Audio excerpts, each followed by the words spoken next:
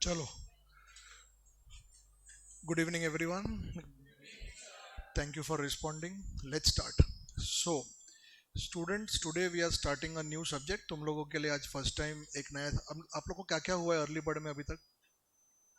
Accounts and as, basically same paper ना, paper one. तो आप लोगों का एक्सट्रीम शुरू हुआ है, एक पेपर वन शुरू हुआ है और अभी ये पेपर सिक्स है. Last paper six is in group two, correct. And group two का पेपर सिक्स का दो पार्ट है, एक एफएम है और एक एसएम है. पता है तुम लोगों को, सुना है कभी एफएम एसएम? दोनों 50-50 मार्क्स के हैं. FM is a purely practical subject, मतलब इसके अंदर सम्स आते हैं जहाँ पे आपको नॉर्मल जैसे अपन सम सॉल्व करते हैं वैसे टाइप का कैलकुलेशन है. SM on the other hand is a purely theoretical subject. Everyone clear? उसके अंदर आपको थियरी क्वेश्चन आएगा. तो इस तरह ईसीए ने मिक्सिंग किया है. I would just tell you that ये जो yes please yes yes FM का सब्जेक्ट है.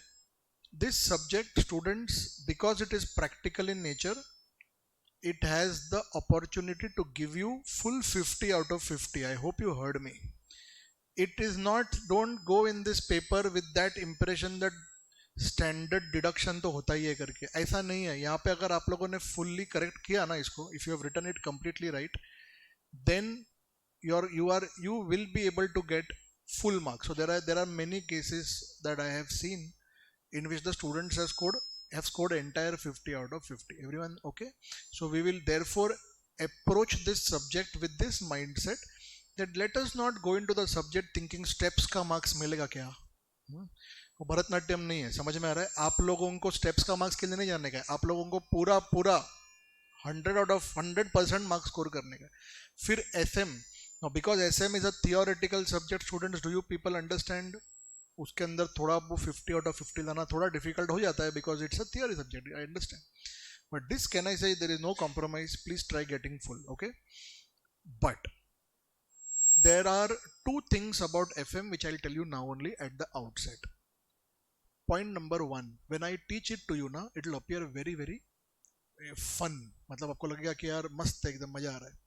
लेकिन वही जो मैं तुमको सिखा रहा हूँ ना, मैं ही तुमको और भी कुछ करने बोलूंगा. वो अगर तुमने नहीं किया ना, तो तुम लोगों को एग्जामिनेशन हॉल में भी अलग फन आएगा. योर अंडरस्टैंडिंग ना? You will experience something which you didn't want to. Therefore I will be telling you to do certain things. हाँ, हम लोग, मैं आपको बताऊं, जैसे आप लोगों ने एएस पढ़ना चालू किया, अभी एएस के अंदर कुछ बाय हार्ट करने ऐसा चीजें है क्या? है ना? जिसके अंदर हमारे पूरा आप लोगों को, कौन सा एएस हुआ है तुम्हारे यहाँ पे? वन हो गया. अभी जैसे उसके अंदर बेसिकली कौन से कंपनीज को क्या अप्लाई होता है, इंट्रोडक्शन टू एएस हुआ रहेगा ना, कि एएस क्या है, इंड एएस क्या है, हमारे को कौन सा एएस है, कौन सी कंपनी का टर्नओवर इसके ऊपर रहेगा. तो all those kinds of parameters. Yes please. तुम लोग को कुछ समझ रहा है मैं क्या बोल रहा हूँ? कैसा क्या देख रहे हो मेरे को? यू आर अंडरस्टैंडिंग ना what I am saying? So do you realise all these parameters you have to buy it. आगे जाके और कोई एएस हुआ ही नहीं क्या? वन ही हुआ है. टू टू स्टार्ट हुआ है वैल्यूएशन. तो वैल्यूएशन ऑफ इन्वेंट्रीज के अंदर अरे छोटा छोटा सेगमेंट्स रहता है कि अगर ये टाइप का रहेगा तो वैल्यूएशन क्या करना, फीफो लीफो का apply, all those kinds of things you have to buy it. FM में हवेवर बायर्टिंग नहीं है. कुछ समझ में आ रहा है? इसमें बायर्ट करने का बहुत कम है. और एएस तो भी it's a part of a practical subject called accounts. कल को टैक्सेशन चालू होएगा, कल को ऑडिट चालू होगा, कल को लॉ चालू होगा. Now you have come through foundation, many of you know what is law. So is there something to Bayard in law? Of course, any theoretical subject can I say you will have to Bayard something. Bayarding is a part and parcel of our life. If someone says रट्टा नहीं मारना है, रट्टा मारने के ना पास कैसा होएगा? तुम लोग को करना तो पड़ता ही है. तो स्टूडेंट्स, तुम लोग एग्री कर रहे हो मैं क्या बोल रहा हूँ? अगर तुम लोग को मैंने बोला लॉ तुमको समझा क्या फाउंडेशन का, अरे हाँ बस बस जा एग्जाम में पास होएगा, ऐसा इनफ है क्या? नहीं ना. You need to also know the segment, certain sections, numbers, certain provisions, certain things. Without biating you can't clear CA. So the problem with CA students is this, okay, and I'm telling it to you with a lot of authority. The problem with CA students in inter CA is this. Final में ना they become war hardened military strategist बन जाते हैं वो लोग final तक पहुंचते पहुंचते. इंटर में क्योंकि अभी थोड़ा सा लाला लैंड चल रहा है लाइफ में, इसके लिए समझ में नहीं रहा. पहले तो तुमको खुद नहीं समझ रहा कि मैं यहाँ क्यों हूँ, because right now you don't even know who you are as far as your academic journey is concerned. You're all waiting for foundation results, correct? No, But once foundation results are out, then you get clarity where you exactly stand. Those who are from direct entry, you are clear because you people have, you don't have to give foundation, you're not waiting for any result. But for the ones who are, I think majority of you are from foundation, तुम लोगों के लिए थोड़ा सा life में अभी confusion stage रहेगा. और तो देयरफॉर मैं जो भी बोलूंगा वो तुम लोगों का ब्रेन ऐसा सोचेगा कि स्टोर करके रखते दिमाग में, बाद में जब भी पास होंगे ना फाउंडेशन मालूम पड़ा ना, उसके बाद इंप्लीमेंट करना चालू करते हैं. And I agree, I accept and go ahead. अभी बस सुन के रखो, और इसके लिए ज़्यादा मैं बोलूंगा भी नहीं. अभी एक बार क्लियर हो जाएंगे ना, मुझे भी पता चलेगा ना कि तुम हो, तू है कि नहीं. तो जब पता चलेगा तब then we will go deeper into stuff. So right now as you can see, inter का भी जो आज का लेक्चर है या थोड़े से लेक्चर चलेंगे, we are going to take up light stuff. Your understanding, ज़्यादा कुछ स्ट्रेस लेने का ऐसा जरूरत नहीं है. ठीक है, तो students more intro about inter we will do later. Okay, we will do it once you are in inter. Right now we will now just introduce the subject little bit. Ready everyone? कौन सा subject कर रहे हैं हम लोग? Financial management, FM. Students ये जो FM subject है ना, हमारा इंटर सीए को अगर मैं बात करूं, so from inter CA point of view, our FM subject broadly is having two types of concepts. Okay, one is called as analysis of accounts and one is called as decision making. I'll again repeat. पहला क्या बोला? Analysis of accounts और दूसरा decision making. चलो पहला बात करते हैं एनालिसिस ऑफ अकाउंट्स. आप लोग FIJC करके आए हो? हाँ, तो उसमें पता है आपको टीचर ने सिखाया रहेगा बुक कीपिंग, अकाउंटेंसी, ऐसा बहुत बोलते हैं वो लोग, मालूम है ऐसा सब कि accountancy is a bigger circle, book keeping is a part of accountancy. तो अगर आप बुक कीपिंग पे अगर ध्यान दोगे ना, बुक कीपिंग अलोन, तो उसके अंदर स्टूडेंट्स आपका जर्नल, लेजर, ट्रायल बैलेंस, वो सारा चीज उस बैलेंस शीट तक कहना था वहां पे आता है. उसके बाद भी ना थोड़े प्रोसेसेस होते हैं जिसके अंदर आपने कभी देखा है कि आपने FIJC सीरियसली किया था कि नहीं मालूम नहीं. एनालिसिस ऑफ अकाउंट्स करके एक सेगमेंट आता है जो बुक कीपिंग के आगे का स्टेप है. So students what do you mean by analysis of accounts? कहना था for that accounts have to be prepared and then the analysis starts. आपने कभी मैच देखा रहेगा, तो मैच के बाद बैठते ना फुकट लोग सब टीवी पे भी और बाहर भी, हम लोग भी देखते रहते हैं, तुम लोग भी, वो लोग भी बात करते, सब सामूहिक फुकट बैठ के एनालिसिस करते हैं ना कि मैच में क्या हुआ.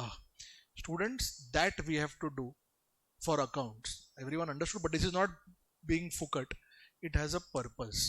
What could be the purpose, students, of analyzing accounts? By the way, first of all, can you tell me who are you to analyze accounts? तुम जैसे फॉर एग्जांपल मैं आपको बोला ये रिलायंस का बैलेंस शीट है, अब चलो एनालाइज करते हैं इसको, तो तुम कौन हो? कौन है? अकाउंटेंट. ओके, मतलब अकाउंटेंट बोलता है मैंने अकाउंट्स बनाया, अभी मैं खुद का अकाउंट्स को एनालाइज करता हूँ, उससे उस अकाउंटेंट को कुछ फायदा है क्या by analysing his own accounts? Think little deeper if possible. Who are you who is wanting to analyze any company's accounts? Oh yes, one answer is we are auditors. चलो, so very good, एक answer है कि हम auditor है.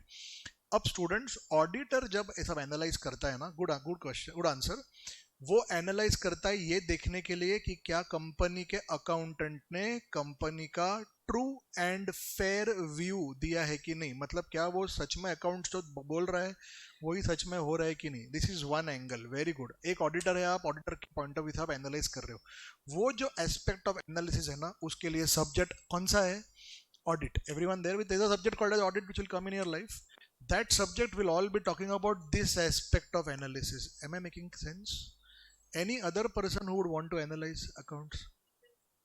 हाँ, ये हुई ना बात. इन्वेस्टर, आपको समझा मैं क्या बोल रहा हूँ? इन्वेस्टर मतलब कौन? बाहर वाला जो कंपनी में है नहीं अभी, वो सोच रहा है कि मैं कंपनी का अंदर पैसा डालूं कि नहीं. Think of yourself as a shark who is analyzing accounts, thinking whether or not to invest. Now shark tank में जो शार्क्स रहते हैं वो लोग तो बड़ा बड़ा पैसा डालते हैं, लेकिन यार हम लोग थोड़ा बहुत एक दो शेयर भी खरीदेंगे तो भी अपने को एनालिसिस तो करना पड़ता है कि should be by the share और नॉट. कहते हैं for that the analysis takes place. Another person who could do analysis is the company's management itself, to just know whether we are going in the right direction or not, how are we as compared to competitors, etc. Everyone understood? So broadly speaking, there are two categories of people who analyze accounts. One is outsiders, we can term them as investors. One is insiders, we can term them as management. ये दोनों के लिए analysis of accounts करना बहुत जरूरी है. Student, जब मैं ये बात कर रहा हूँ तुमको दिख रहा है मैं अकाउंटिंग का बात नहीं कर रहा हूँ. अकाउंटिंग हो चुका है, हम क्या कर रहे हैं? एनालिसिस. सब लोगों को समझ में आया यहाँ तक? तो वो स्टूडेंट्स जो पूरी प्रोसेस होती है ना एनालिसिस करने की, that process students is a part of our syllabus in FM. Everyone understood? FM के अंदर एनालिसिस ऑफ अकाउंट्स के ऊपर 2 चैप्टर्स है. रेशियो एनालिसिस है जो आज करने वाले, और एक रिजल्ट के बाद चैप्टर आएगा लेवरेजेस करके. These 2 chapters we will be doing for analysis. Till here everybody clear? Okay. I still remember, I tell this story in every early bird. It happened with me and therefore I never forget, and therefore I keep speaking about it. I was in CA final and I attended one marriage. I hardly go, but this was one time I decided to go. And as all CA students, I was not much interested in the marriage. I was interested in the food. I was waiting for the counter to open. You go to marriages for this only generally. At our age, food is the only constant. It's the only happiness we can ever derive in this temporary mortal world. तो मैं मेरा रुका था, खाना आएगा, एक uncle मिले मुझे. अब क्या है ना, आप लोग सीए करते हो या जब मैं करता था, हम लोग इतने सोशली अनअवेलेबल हो जाते हैं. You know what is the meaning of socially unavailable? We are not able to. और अभी आप लोगों का तो अर्ली बर्ड में आई डोंट नो कितना घंटा, 4 घंटा 5 घंटे का लेक्चर चल रहा है. आगे जाके वो 8-9 घंटा होएगा. You will be more socially ऑस्ट्रेसाइज्ड.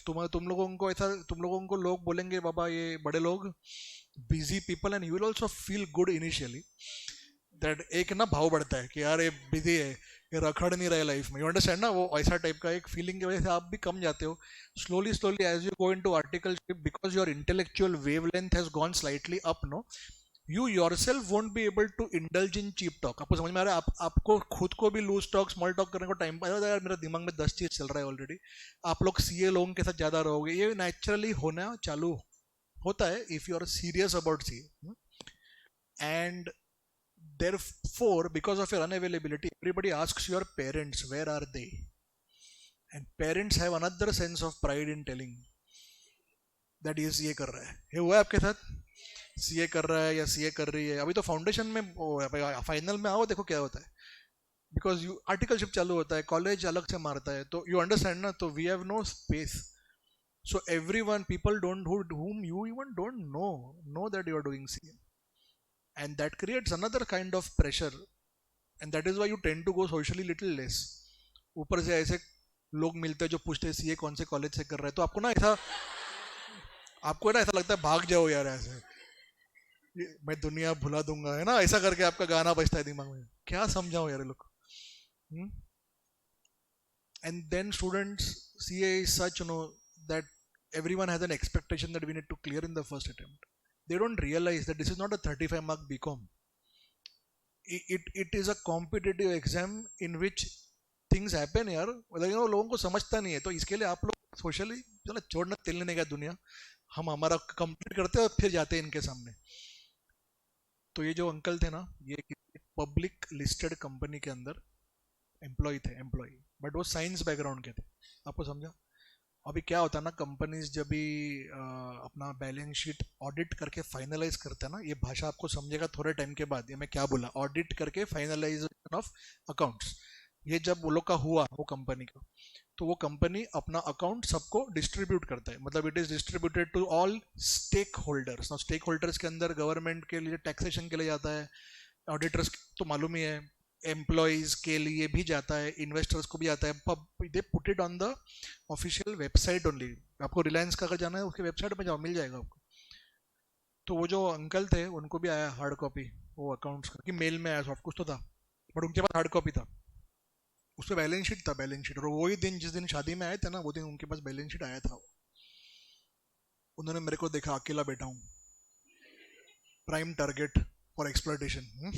He came to me and said, Rahul. मैं बोला हाँ हाँ. he said, एक तो ना I am socially very awkward, I don't know how to talk to people. तो मैं ऐसा बैठा था अकेला, कब खाना खुलेगा. और तभी वो आए और मेरे को बोले, मैं बोला हाँ. अरे ये देख करके ना मेरे को बैलेंस शीट चिपकाया. शादी में, और मेरे को बैलेंस शीट के अंदर, समझा आपको ना, the balance sheet is there in front of me and is asking me a question. You know what question he asked? कैसा है company? Now this is a vague question, you understand ना?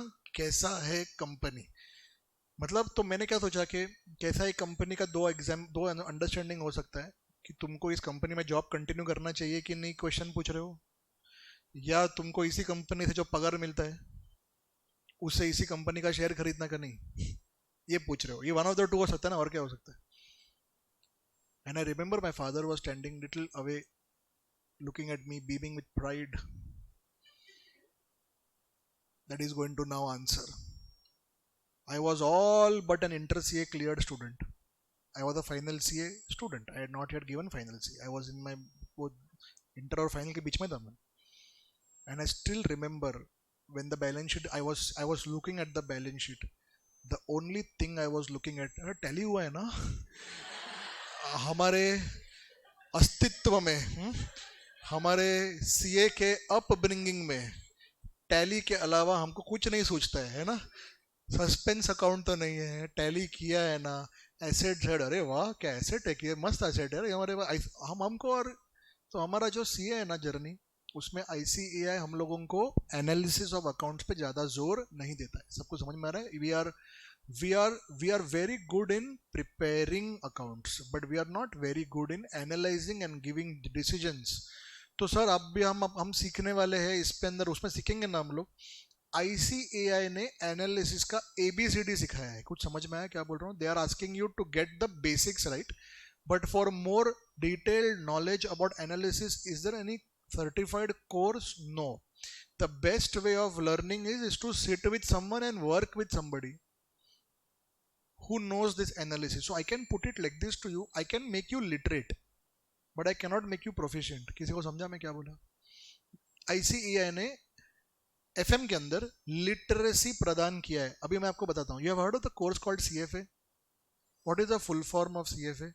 Chartered financial analyst. USA की degree है, और वो degree students, अभी जैसे आप जब भी सीएस सोचते हो तो इट इज कॉर्पोरेट लॉ, है ना. आप जब भी सीए में सोचते हो तो इट इज कॉर्पोरेट कॉस्टिंग. आप जब भी सीए सोचते हो तो you can't think about a single subject, because इसके अंदर मेजर में बोलूँ तो टैक्स, अकाउंट्स और ऑडिट है, एंड उसमें costing, FM becomes big in final see. ठीक है. एंड यू नो ये एसएम हो गया, ये सारी जो चीज़ें आप इकोनॉमिक्स पढ़ते हो, you understand, these are all basically the supporting knowledge basis which are given, but end of the day broadly speaking 3-4 subject है. सीएफए है ना, ये एफएम का मास्टर ही है. कुछ समझ में आ रहा है? आप जब मैं तुमको एफएम सिखा रहा हूँ उसका मास्टर क्लास, ठीक है. CFA deals with corporate FM. समझ में आया? आपको कंपनी का फाइनेंशियल मैनेजमेंट करना है तो CFA is a very good course, if not MBA in finance. You're understanding? MBA in finance is also, अगर आपने IIM जैसा कुछ MBA किया ना, आप मुझे पूछोगे मैं CFA करूँ कि IIM से MBA करूँ, तो मैं डेफिनेटली बोलूँगा IIM से MBA करूँ, because I know ना that it has a slightly bigger edge. But अगर आपके पास उतना इन्वेस्टमेंट करने के लिए पैसा नहीं है, या टाइम नहीं है कि मैं 3 साल अपना 1 साल कैट का प्रिपरेशन करके फिर 2 साल MBA में जाऊँ, वो भी रिस्क है कि मुझे IIM मिलेगा कि नहीं etcetera, then CFA is the best along with CA, where आपको कुछ भी ब्रेक नहीं लेना है करियर में. समझ में आ रहा है? आपको side by CA plus CFA is a deadly combination internationally. CFA is recognised in around 200 countries, more than CA. आपको समझ में आ रहा है? हाँ, बट इंडिया के अंदर there is no beating chartered accountancy degree. Everyone understood ना? It is the numero uno, है ना. इसके ऊपर कुछ नहीं. लेकिन इंडिया के अंदर भी अगर आपने CA प्लस CFA करा है तो आपको बहुत ज़्यादा फायदा होगा. अगर आपको FM की दुनिया, फाइनेंस वर्ल्ड में एंट्री मारना है, mergers, acquisitions, valuations, portfolio management, investment banking, stock market, derivative trading, ये सब जो पूरा दुनिया है, ये आपने सब सुना है सब टर्म्स. इसके अंदर अगर आपको जाना है तो ये कोई टैक्सेशन की दुनिया नहीं है, ये कोई ऑडिट की दुनिया नहीं है, ये कोई अकाउंट्स की दुनिया नहीं है, ये कोई लॉ की दुनिया नहीं है, ये कोई SM की दुनिया नहीं है, इकोनॉमिक्स की नहीं है, लेकिन वो सबका नॉलेज लगता है दुनिया FM की. कुछ समझ में आ रहा है? तो स्टूडेंट्स, मैं आपको है ना बताना चाहता हूँ कि मैं CFA का भी टीचर हूँ, एंड CFA जब भी मैं सिखाता हूँ ना, तब मैं इंटर CA स्टूडेंट्स को बहुत मिस करता हूँ. I tell you why. Inter CA में जो आईसीएआई ने नॉलेज बेस सेट किया है ना आपके लिए एफएम के अंदर, जो 50 मार्क का एफएम है, इसके अंदर जो नॉलेज आपको दे रहा है आईसीएआई ना, वो स्टूडेंट्स इतना तगड़ा है. आपको आप बोलोगे सर मैं प्रोफिशिएंट नहीं हुआ हूं या हुई हूं इससे. प्रोफिशिएंट का मतलब सर ये नॉलेज लेके मैं सीधा शेयर खरीदना चालू नहीं कर सकता हूं. I agree you can't, but you need literacy first before proficiency arrives in your life. Your understanding पहले. जैसे आप जाओगे किसी के पास काम करने को, वो बोलेगा इसका आरओई निकाल, इसका ग्रोथ रेट निकाल, इसका आरओसी निकाल, इसका रिटेंशन रेशियो कितना है, डिविडेंड पे आउट दे रहा है कि नहीं, वैल्यूएशन कितना है, इसका डीसीएफ टेक्निक यूज किया. अब ये सब टर्म्स अगर आपको बाउंसर जा रहे तो आप प्रोफिशिएंट कैसे होगे उसके अंदर. I hope you're understand. जैसे आप क्रिकेट खेल रहे हो, आप क्रिकेट में आपको बोला शॉर्ट पिच बॉल आया ना तो पुल कर. पुल क्या खींचने का नहीं ना, आपको पता ही नहीं है, आप लिटरेट नहीं हो क्रिकेटिंग लैंग्वेज में, तो आपको समझेगा नहीं वो क्या बोल रहे हैं. आपको समझ में आ रहा है. So we are, I am telling you, inter CA is FM is so beautiful in a sense from finance literacy point of view. It gives you a lot of understanding about lot of financial terms. फिर final CA में ना उसको use करके और ऊपर building खड़ा करते हैं. Everyone understood. So please take it very seriously. And अगर आप इंटर सीए पास होते हो और आपको लगता है कि मुझे एफएम के अंदर ही जाना है, तो इंटर और फाइनल के बीच में आप सीएफए का 2 लेवल दे देना और फिर फाइनल सीए देके फिर CFA का 3rd level. This is how many students do it. Everyone clear till here? हाँ, if you do that, you have 100 times more possibility of clearing CFA as compared to someone who just gives CFA. I am telling you ना, I have taught both type of students. Only CFA मतलब तुमको समझ रहा है उसके पास finance का कोई background नहीं है और वो सीधा जंप मार रहा है बड़ा बड़ा फाइनेंस कॉन्सेप्ट्स में, वो लोग को भी भारी पड़ता है. लेकिन आप जो ए सीख रहे हो ना इंटर के अंदर, जो मैं तुमको सिखाऊंगा, उसके बाद CFA becomes very easy. Everyone understood. So think, keep that in mind if ever you want to enter into the finance stream of things. Okay, सब लोग को समझ रहा है. ओके, मुझे बताओ इंटर सीए का एफएम का 2 बड़ा टुकड़ा क्या बताया मैंने. पहले क्या था? Analysis of accounts. दूसरा क्या? Decision making. Students, decision making, let's see how many of you understand. इधर देखो, हमने अकाउंट्स में क्या सीखा है? Transactions, accounting. बरोबर है. एक होता है transactions, company sold ₹2000 worth of goods on cash. Accounting, cash account debit to sales. Correct. There is a transaction that happens, there is an accounting that happens. Can I say students, accounting के बाद FM आके बोलता है let us do analysis of accounts. FM however transactions के पहले भी आता है, कॉल्ड एज डिसीजन मेकिंग. अभी आप 2 मिनट के लिए सोचो मैंने क्या बोला. Decision making, can you decide for past और do you decide for future. हाँ, तो कहना है आपका ये सारा चीज करने के पहले एक डिसीजन मेकिंग का स्टेप भी होता है कि ये करना है कि नहीं. वो भी स्टूडेंट्स आपको एफएम में सीखने मिलता है. जैसे मैं आपको एक एग्जांपल देता हूँ. अगर एक कंपनी को 1 लाख रुपीज रेज करना है और वो कंपनी आपको अकाउंट्स में बोलता है we are going to raise 1,60,000 by issuing equity shares and 40,000 by issuing debentures. आपको ये मेरा भाषा समझा कि रिपीट करूं? कंपनी को कितना रेज करना है? ये तुमको इक्विटी शेयर था मालूम है ना, और डिबेंचर का भी नाम सुना है. कहाँ पे सुना है? फाउंडेशन में था.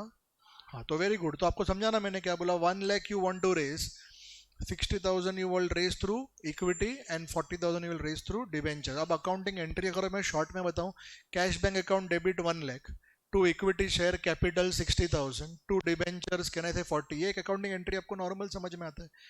लेकिन स्टूडेंट्स, ये 60-40 का रेशियो एफएम ने डिसाइड किया. किसी को अभी समझ में आ रहा है? अकाउंट्स के अंदर डिसीजन मेकिंग किधर है? अकाउंट्स के अंदर you are just decorating the past. I hope you are understanding. But FM के अंदर we have to decide that should we go for debt or should we go for all equity or should we go for all debt. If debt equity mix then what ratio.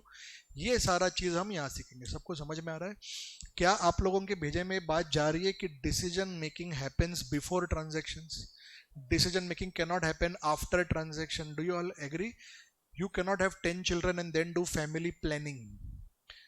Planning has to happen before. Everyone understood no? Decision making is a part of planning. आप planning पहले करते हो. यहाँ तो सबको समझा. तो एक सैंडविच हो गया. देखो, FM decision making, transactions, accounts, FM analysis. किसी को समझ में आ रहा है ये FM स्टार्ट और एंड में है? बोलते ना it all business starts with money and ends with money. ये basically decision making and analysis, ये पूरा हम लोग, ये पूरा जो एरिया है ना वो इंटरेस्ट ये में आपको सिखाएंगे। Everyone clear? अब डिसीजन मेकिंग में स्टूडेंट्स 3 डिसीजंस अपने को सीखना है। 3 डिसीजन नंबर 1 क्या रहेगा? संजू सैमसंग की ईशान किशन? नहीं, ऐसा नहीं।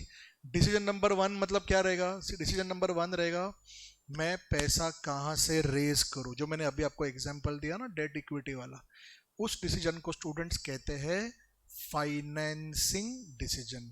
सबने याद रखा है क्या नाम है? फाइनेंसिंग मतलब from where to finance the company, पैसा कहां से लूं। Okay, let's see how many of you are smart. FM में जिस तरह फाइनेंसिंग डिसीजन लिया जाएगा उस हिसाब से कंपनी की जब अकाउंट्स बनेगी और जब बैलेंस शीट बनेगा, बैलेंस शीट का जो लायबिलिटीज का साइड रहेगा ना वो कहना इसे इन्फ्लुएंस्ड रहेगा एफएम के फाइनेंसिंग डिसीजन से। कितने लोगों को समझा ये? समझा? बिकॉज आप equity, debenture, bank loan, preference share ये कहाँ से रेज कर रहे हो, ये डिसीजन अगर एफएम ले रहा है तो कहने से वो तो बैलेंस शीट के लायबिलिटीज में रिफ्लेक्ट करता है। सब लोगों को समझ में आया? दूसरा डिसीजन क्या होगा? जो पैसा रेज किया उसके साथ क्या करूं, investment decision. Everyone understanding? Can I do this fast forward by telling you hey this affects the asset side. Everyone clear? Investment का जो आपका दूसरा डिसीजन है, कौन सा धंधा पे पैसा डालूं, कौन सा एसेट खरीदूं, कैश कितना रखूं, डेटर्स को क्रेडिट पीरियड दूं कि नहीं, working capital, fixed assets etcetera, ये सब कहना से कंपनी का कौन सा साइड इफेक्ट करता है, एसेट साइड। ये दोनों डिसीजन समझा? पहला क्या है? फाइनेंसिंग। दूसरा क्या है? इन्वेस्टिंग। अब एक तीसरा है, आप सोचो इसके बारे में। स्टूडेंट्स, अगर आपने पैसा रेस किया है डिबेंचर से तो उनको रिटर्न में क्या देना पड़ता है? इंटरेस्ट। सोचने का है क्या? डिसीजन लेने का है, इंटरेस्ट दूं कि नहीं दूं, ऐसा है कि झक मार के देना पड़ेगा? झक मार। ओके, अगर कंपनी के पास प्रॉफिट्स है और आपने अगर प्रेफरेंस शेयर कैपिटल से पैसा रेज किया है, प्रेफरेंस शेयर कैपिटल का भी एक पीडी सुना है, प्रेफरेंस डिविडेंड, ऐसा नाम सुना है कभी? वो उनको देना पड़ता है। स्टूडेंट्स, वो प्रेफरेंस शेयर कैपिटल के पीछे भी रहता है ना 10%, 9%। इज इट समथिंग ऑप्शनल है क्या कि चलो देने का तो देते हैं ना तो छोड़ यार, कि देना ही पड़ता है? लेकिन what about equity? If you raise money through equity shares, what do you have to give in return? Sir, I might not give anything. Sir, if I want to give, I'll give them dividends. I hope you have heard the term dividends. आप लोग का जो soul proprietors का जो धंधा है उसमें जो ड्राइंग्स रहता है ना, ड्राइंग्स, वही कहने से कंपनी लेवल पे डिविडेंड्स बोलते हैं। बेसिकली जो प्रॉफिट है उस प्रॉफिट में से कुछ हिस्सा हमने शेयर होल्डर्स के घर में बांट दिया, लिक्विड कैश बांट दिया, तो उसको डिविडेंड्स बोलते हैं। क्या आप लोगों को समझेगा जब मैं नेक्स्ट लाइन बोलूं? Dividends to equity share holders देना है कि नहीं is a decision. Unlike interest and preference dividend where it is anyways a legal compulsion, equity में तुमको समझता है, आपने कभी सुना इक्विटी का डिविडेंड्स रहता है वो बोर्ड ऑफ डायरेक्टर्स डिसाइड करता है कि अगर profit, it is dividends are first of all paid out of profit, और प्रॉफिट नहीं तो तुमको देने का कोई कंपल्शन है नहीं, और प्रॉफिट है भी तो भी nobody can legally pursue you. How dare you not give me dividend? अरे यार, how dare you ask me this? In an equity setup, dividend is not a compulsion.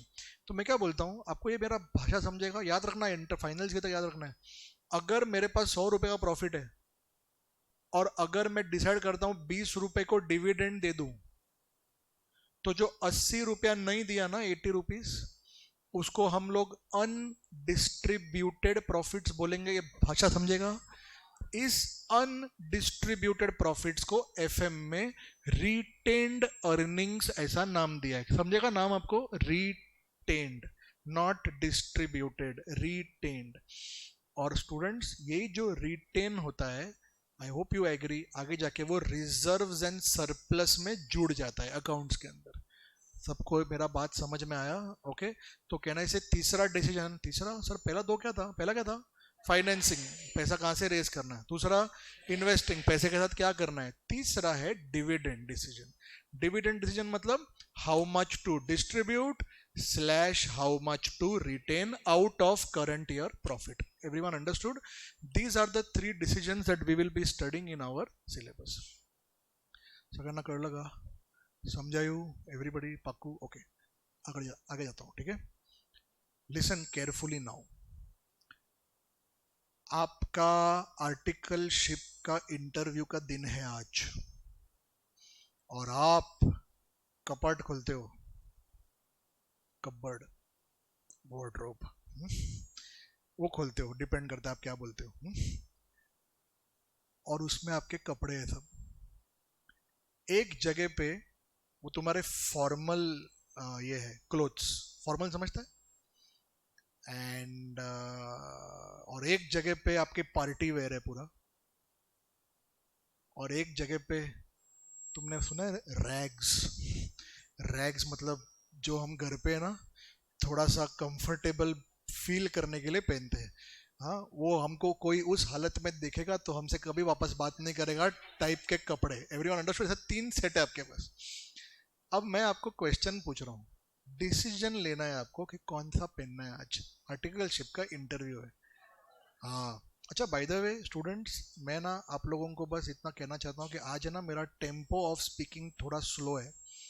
उसका कारण है, आप लोगों को मेरा फेस में थोड़ा सा डिसफिगरमेंट दिखता होगा. आई डोंट नो आपको दूर से दिख रहा है कि नहीं. I have just undergone procedure yesterday. Nobody beat me, but this is swollen very badly, so I am not able to speak nicely, you know. Anyways, but even when this gets over, my general tempo is like this only. थोड़ा सा और fast होएगा, नहीं तो मैं ज़्यादा ना अभी हंस नहीं सकता हूँ, हंसता हुई करके हंसना पड़ रहा है. I am not able to do much, so just tolerate. आज 1-2 दिन है, बट समझ रहे ना मैं क्या बोल रहा हूँ? मेरा वर्ड्स अब तुमको क्लियरली सुनाई दे रहा है मैं क्या बोल रहा हूँ? बस उतना ही चाहिए, और क्या चाहिए लाइफ में. ओके, तो क्या बोल रहा था मैं? कपड़े फॉर्मल. बोलो, फॉर्मल चूज करने का आप लोगों को डिसीजन लेने में तकलीफ हुआ क्या? ऐसा था क्या ये पहन के जाओ क्या, कि यही? नहीं नहीं नहीं, यही. ऐसा क्लियर था ना दिमाग के अंदर तुम्हारा? क्यों क्लियर था मालूम? सो मैं बोलता हूँ क्लियर इसके लिए था क्योंकि तुम्हारा criteria of decision making clear था कि you have to wear something for an interview. So it becomes very clear what to choose. Okay, you have gone to a hotel, restaurant, और अब वहां गए हो और वहां पे आप बैठे हो सब, और मेनू कार्ड है. मैं खुद जानता हूँ, मेरे बहुत सारे दोस्त लोग हैं, और कभी कभी मैं भी देखता ही नहीं हूँ. जब भी हम लोग कभी ग्रुप में जाते हैं ना, भाई तुम लोग करो ना, तुम लोग करो ना, बिकॉज ना डिसीजन पैरालिसिस होता है कि मैं क्या चूज करूँ. एक तो कभी कभी रेस्टोरेंट के अंदर इतना ऑप्शन रहता है, आप कभी कंफ्यूज हुए लाइफ में कि क्या आज क्या ऑर्डर करने का एक्सेट्रा? कंफ्यूज हुए? होता है. क्यों होता है कंफ्यूज? क्योंकि हमारा क्राइटेरिया कोई है नहीं यहाँ पे आज आने का. It is just we have just come here. So when criteria is not clear, do you agree? It becomes very difficult to decide when multiple choices are available in front of us. Is everyone clear? Therefore, just think in your life, आप decision making में जब जब confused हुए हो ना, वो confusion आपको decision making नहीं आता है ऐसा नहीं है. आप कंफ्यूज इसके लिए हुए हो क्योंकि आपको पता ही नहीं आपको क्या चाहिए. जब आपको पता होता है ना आपको क्या चाहिए, तो अलग अलग प्रपोजल्स को हाँ बोलना है कि ना ये करना इजी हो जाता है. आपको समझा ना? Investment proposals and financing proposals and all such kind of proposals. Okay, so students, therefore imagine you are the CFO of a company. What is a CFO? Chief Financial Officer. That is the topmost position. उसका काम FM का है, ठीक है? उसका काम decision making का है. उसको बोलता है अरे 100 करोड़ रुपया रेस करना है कंपनी के लिए. अब कहने से तुम उस पोजीशन पे है तो तुम तो हो जाएगा कि यार मैं 100 करोड़ रुपया कहाँ से रेस करूँ? Should I raise equity? Should I raise debt? See, it's a decision you have to take. Students, वो डिसीजन लेना इम्पॉसिबल है क्योंकि आपको पता ही नहीं क्राइटेरिया क्या है कि मैं किसको क्या कैलकुलेशन दिमाग में रख के मैं डिसाइड करूँ. आपको मेरा भाषा समझ रहा है क्या बोल रहा हूँ? स्टूडेंट्स, तो FM सब्जेक्ट है ना, आपको हेल्प करता है. वो बोलता है 1 मिनट, आपको कोई भी ये तीनों डिसीजन, फाइनेंसिंग हो, इन्वेस्टिंग हो या डिविडेंड हो, ये तीनों डिसीजन में से कोई भी डिसीजन लेना है ना, उसका क्राइटेरिया एक ही होना चाहिए. बोलूं? क्राइटेरिया है which decision improves wealth of shareholders. सबने सुना मैंने क्या बोला? मेरा डिसीजन, जैसे कल को कोई मुझे पूछेगा तुम्हारे सामने डिसीजन ए था वर्सेस डिसीजन बी था, why did you choose decision B? तो मेरे मुंह में एक ही जवाब आना चाहिए, मैंने डिसीजन भी इसके लिए लिया क्योंकि मेरे हिसाब से decision B would have made my shareholders more wealthy as compare to decision A. किसी को समझ में आया? और कोई क्राइटेरिया नहीं है। सर ऐसा क्यों, इतना क्यों भाव दे रहे शेयर होल्डर्स को? अरे वो तुम्हारे मालक है। सर मैं सीए हूं, मेरा कोई मालक नहीं है। आप अगर किसी कंपनी का एम्प्लॉय हो, हाँ आपने खुद का सीए फर्म वर्म किया तो अलग चीज है, लेकिन आजकल trend is where CAs are not starting their own firms. They are generally going and getting hefty packages in corporates. Are when you're joining a job, you belong to the you're working for the company, and company belongs to whom? Shareholders. नहीं समझा? तो आप है ना, एक minute जरा मेरी तरफ देखो। आप सोचो कि आप है ना एक वड़ा पाव का दुकान चालू कर रहे हैं, ठीक है, छोटा सा सोल प्रोपराइटर, और उसका फाइनेंसेस हैंडल करने के लिए आपने एक सीए को रखा है। रेडी स्टूडेंट्स, वो CA has to take decisions that suits you ना। हेलो, आपने हायर किया ना उसको। अब आप सोचो वो वड़ा पाव का धंधा बड़ा हो गया, बड़ा हो गया, बड़ा हो गया, बड़ा हो गया, बड़ा हो गया, पार्टनरशिप फर्म में बदल गया, धीरे धीरे धीरे धीरे प्राइवेट कंपनी हो गया, धीरे धीरे धीरे पब्लिक कंपनी हो गया, बोर्ड ऑफ डायरेक्टर्स आया, company is a separate legal entity, it can sue and sue, all that nonsense happens. तो in business and businessman are different entity concept. अरे but end of the day it is your business. Can I say whoever is employed in that business, maybe via the company, has to work for your benefit. सबके भेजे में जा रहा है। तो CA जो भी एम्प्लॉय होता है उसका काम वही है, मेरे शेयर होल्डर को वेल्दी करने का, उसका कोई काम नहीं। ये मेरा एक फ्रेंड है, वो एशियन पेंट्स में अच्छे पोजीशन पे सीए हो। अब मैं एशियन पेंट का शेयर होल्डर हूँ। मैं जब भी मिलता है ना, तब मेरी आंखों में, मैं बोलता नहीं हूँ जबान से, लेकिन मेरे आंखों में, मेरे दिमाग में, मेरे दिल में ये थॉट रहता है, अच्छे से करना, because he is working for me technically, legally speaking.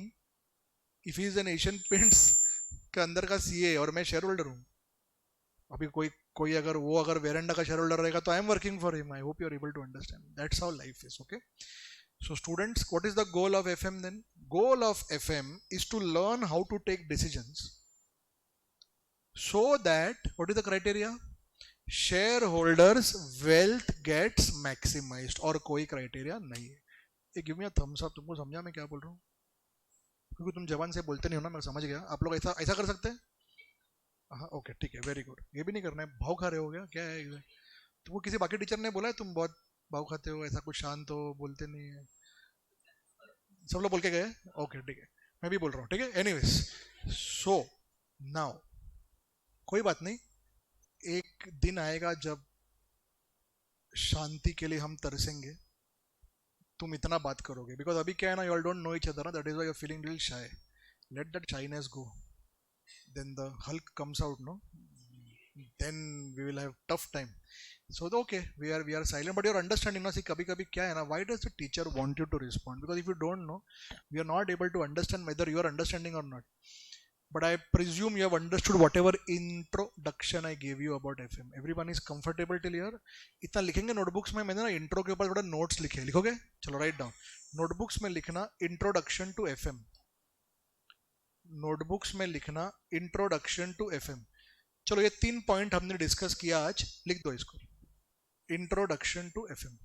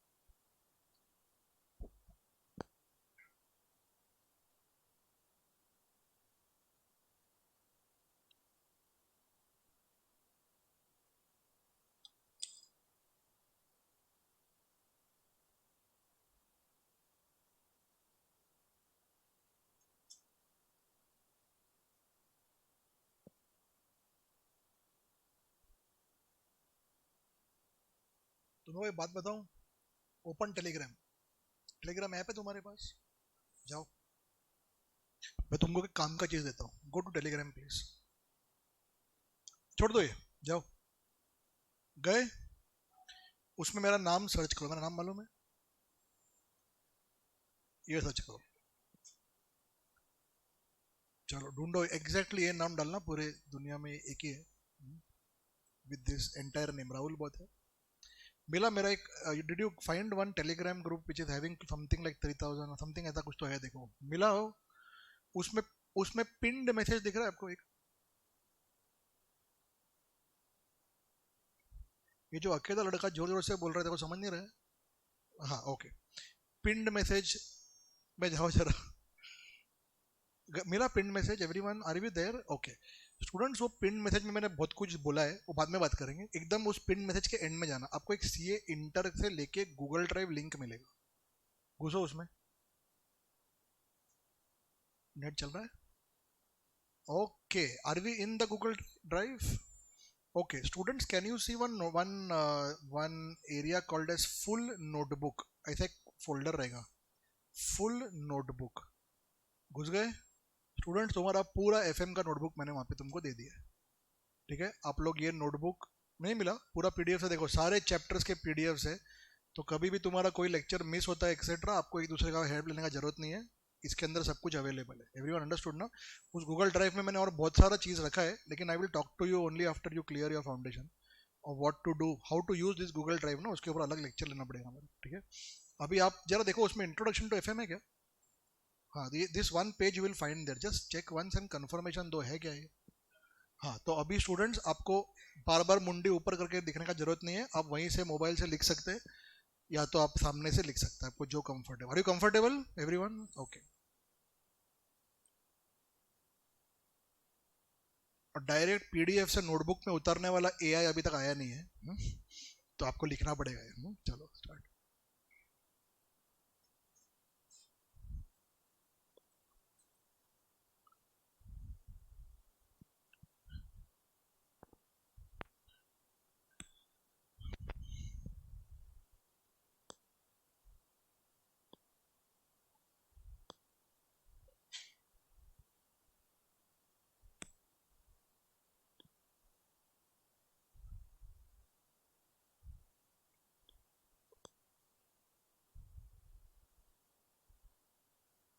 हाँ, हाँ,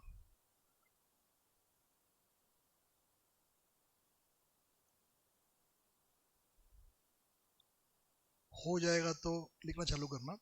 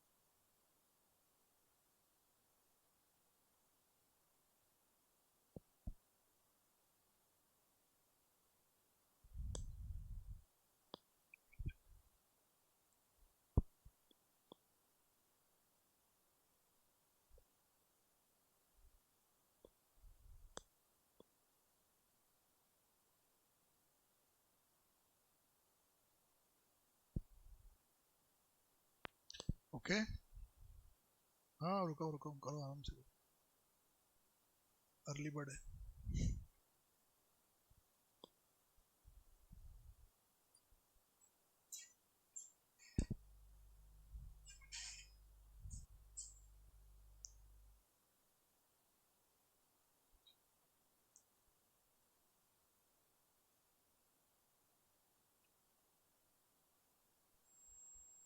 Are we done?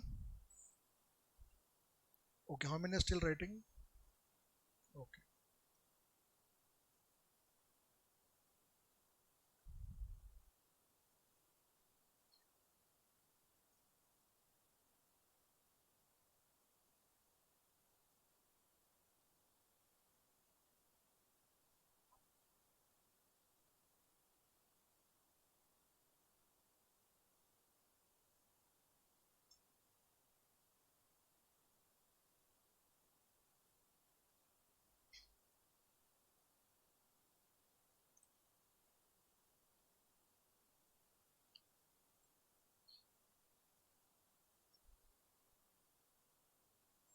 Ready?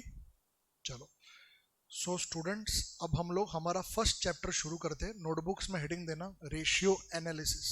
Everyone please, ratio analysis, ratio analysis.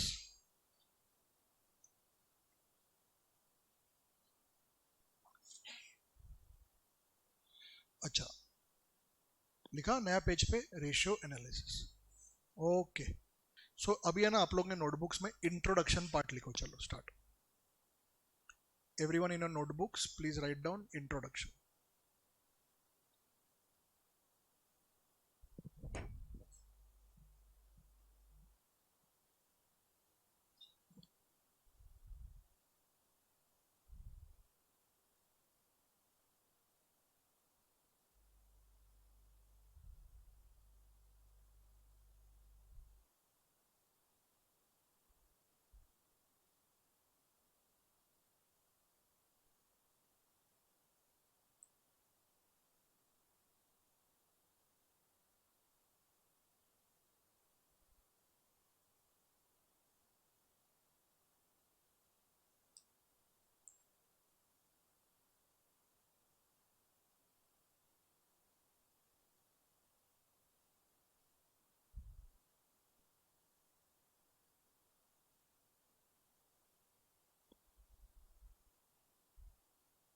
Student, जैसे आप ये इंट्रो लिख रहे हो, आपको क्या लगता है ये चैप्टर कौन से साइड में है? एनालिसिस के साइड में है कि डिसीजन मेकिंग साइड में? एनालिसिस मतलब ये चैप्टर प्री अकाउंट्स होगा कि पोस्ट अकाउंट्स होगा? वापिस, ये चैप्टर प्री अकाउंट्स के पहले है कि अकाउंट्स के बाद है? अकाउंट्स के बाद है ना। How can you analyse something before accounts ना, आपका एनालिसिस अकाउंट्स के बाद का स्टेप है। तो यहाँ पर बैलेंस शीट पीएनएल बनाना बाकी रहेगा कि बैलेंस शीट पीएनएल बनाया हुआ रहेगा? तो हम लोगों को ना क्वेश्चन में स्टूडेंट्स बैलेंस शीट पीएनएल बनाया हुआ देंगे, और हमको क्या करना है उसका कहना है से वही जो अंकल ने मुझे पूछा था वो करना है। एवरीवन अंडरस्टूड ना? We have to analyse the balance sheet. Are we ready? So students, आज का लेक्चर अभी देखो 1 घंटे के आसपास बचा है। आज हम लोग ना सिर्फ बैलेंस शीट का बात करते हैं। Ready everybody? Today we will discuss on how to read a balance sheet, how to analyse the balance sheet. Are we ready? Tomorrow's lecture, tomorrow I think I have your lecture in your batch, I don't know. Whenever next हम लोग PNL में जाएंगे। सबको समझ में आ रहा है? तो आज बैलेंस शीट है, कल के लेक्चर में पीएनएल है, फिर परसों के लेक्चर में बैलेंस शीट पीएनएल को आमने सामने रखकर हाइब्रिड एनालिसिस करने का। किसको समझ में आ रहा है कि दोनों को साथ में कैसे पढ़ते हैं? वो चैप्टर है अपना। Everyone understood? सो स्टूडेंट्स, पहले हम लोग बैलेंस शीट एनालिसिस सीखने जाते हैं। अब जो लोग ओके, तो most of you are new to me. मैंने ना हर चैप्टर को मॉड्यूल्स में बांटा है, ठीक है? There is a concept which I do called as modelling. No, module का मतलब है अगर रेशियो एनालिसिस में 7 मॉड्यूल्स हैं तो that means you should be peaceful in your mind that ये चैप्टर में 7 कॉन्सेप्ट है। किसको समझ में आया?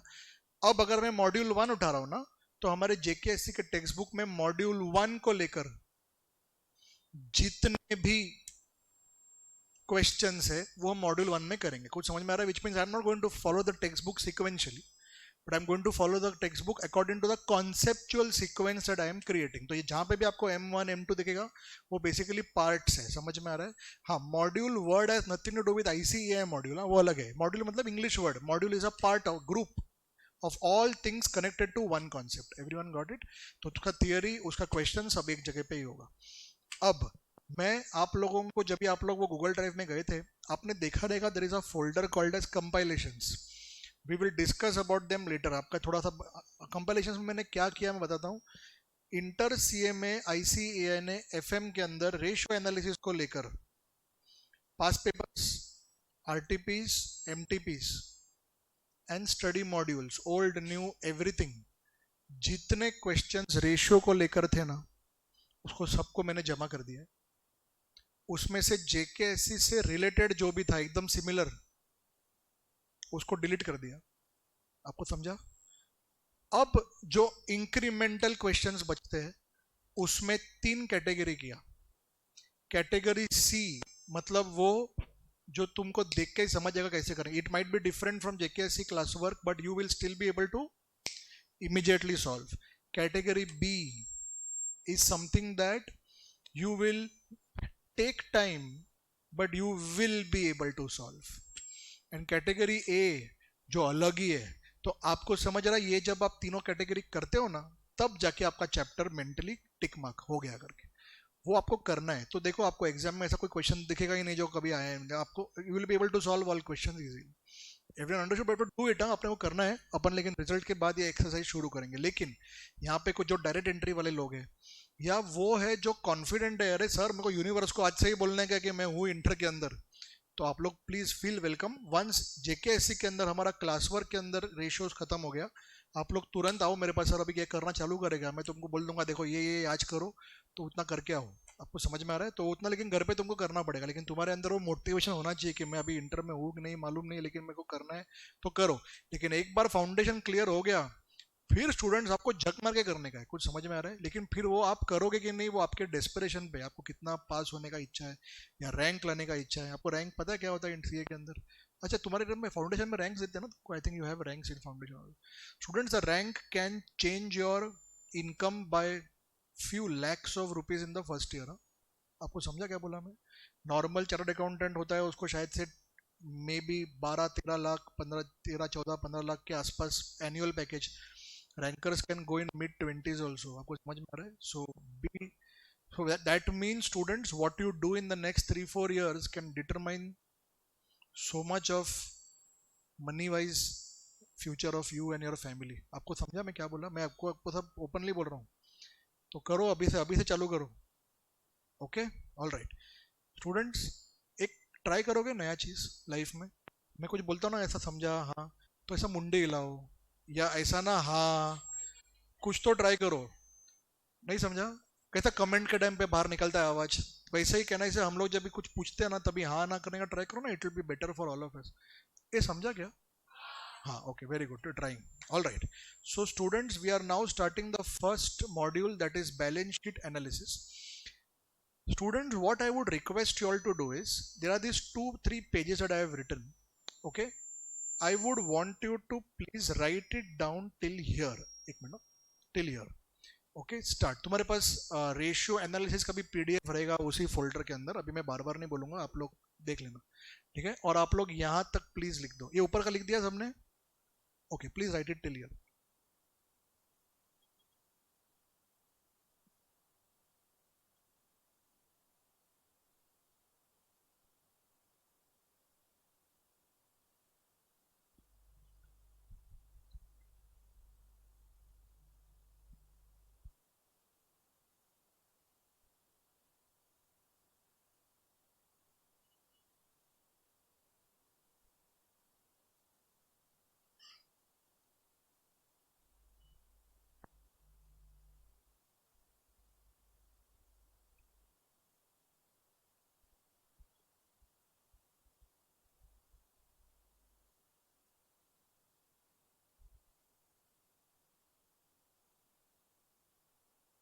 लिखा?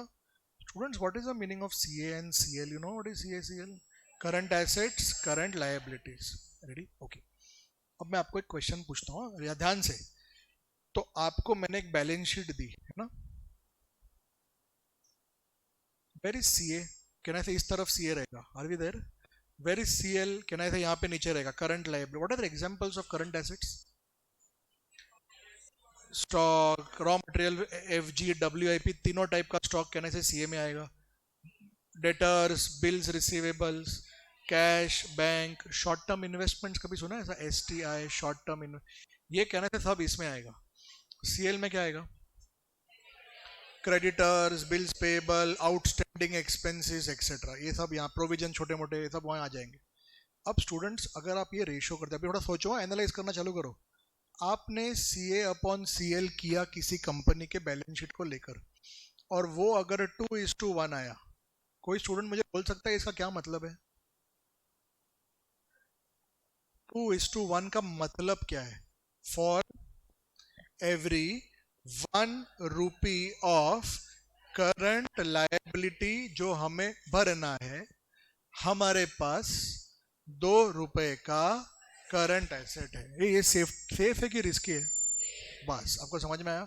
ये रेशियो प्रॉफिटेबिलिटी दिखा रहा है कि लिक्विडिटी दिखा रहा है, सोचो आराम से, is it showing your profitability situation और is it showing your liquidity situation, liquidity मतलब पैसा है कि नहीं ऐसा दिखा रहा है, liquidity, it is not showing profit, इसमें किधर नेट प्रॉफिट, तुम, is it possible that current ratio is 2:1 and you are still having P&L के अंदर loss? Of course yes, can I say P&L के अंदर loss, you might be a loss making company but your current ratio still might be 2:1। किसी को समझा मैंने क्या बोला?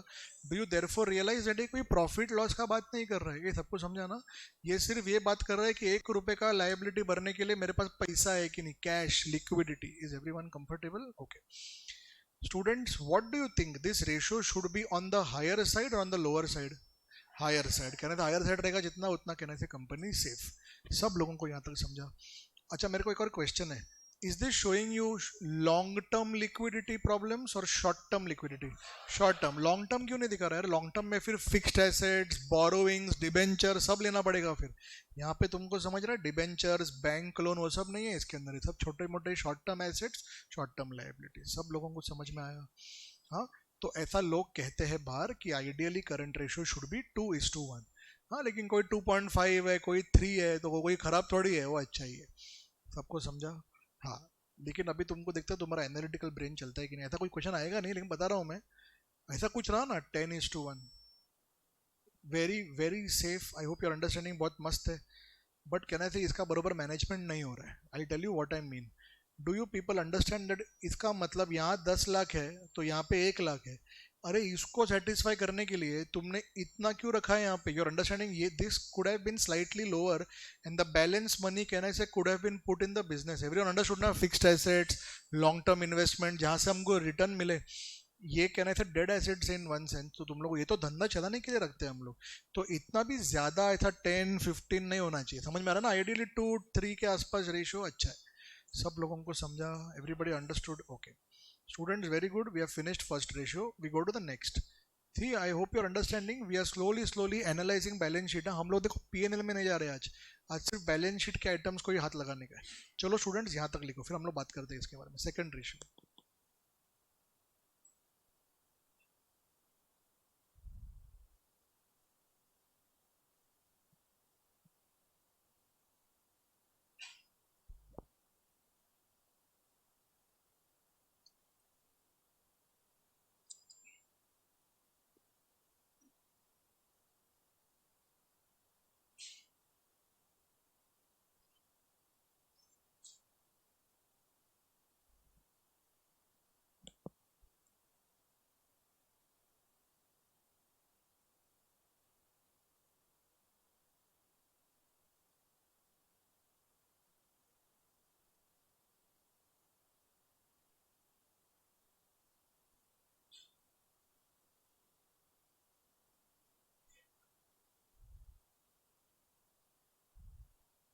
तो लिख दिया, चालू करूं? हो गया?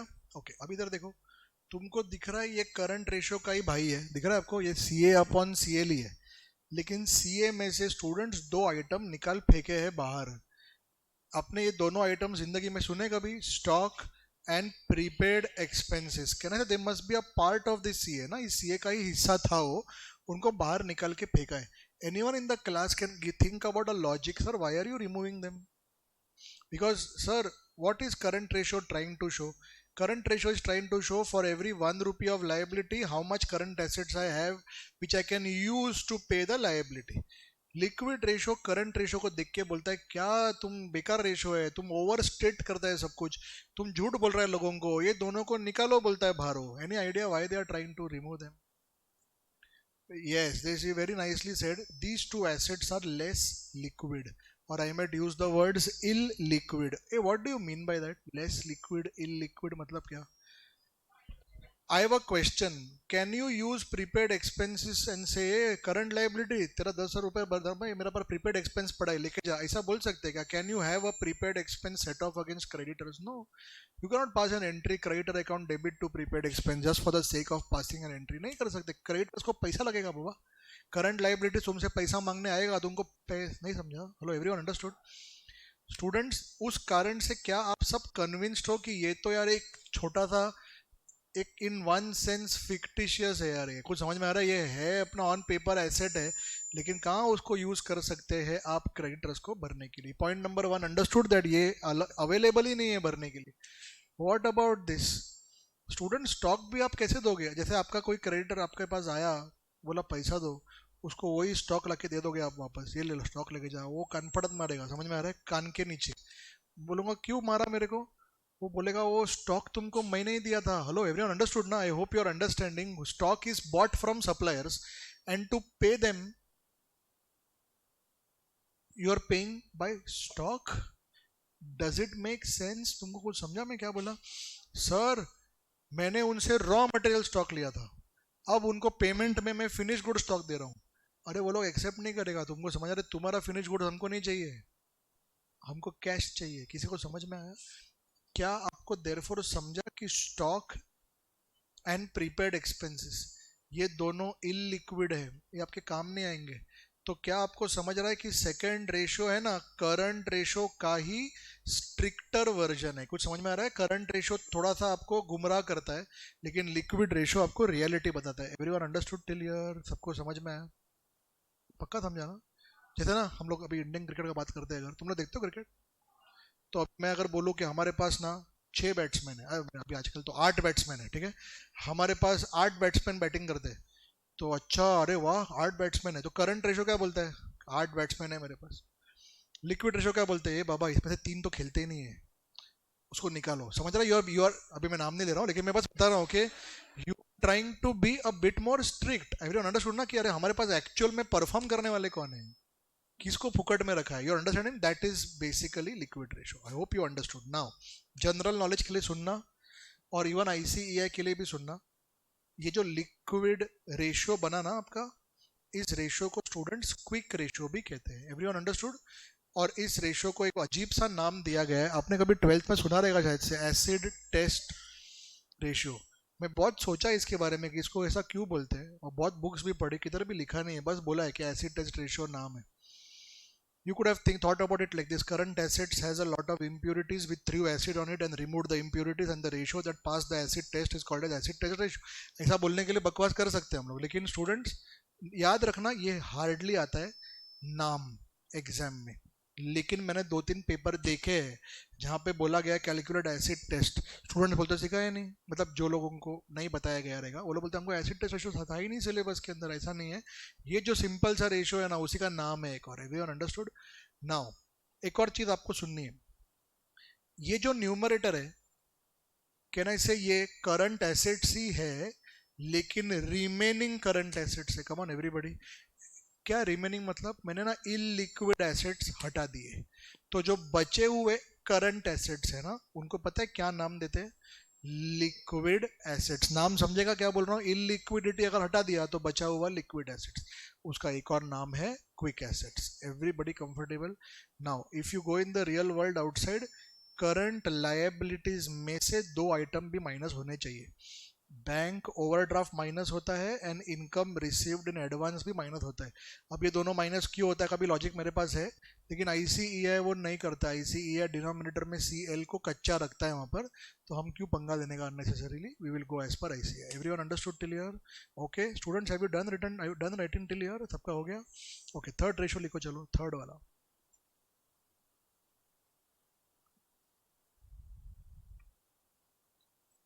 Ratio number 3। Okay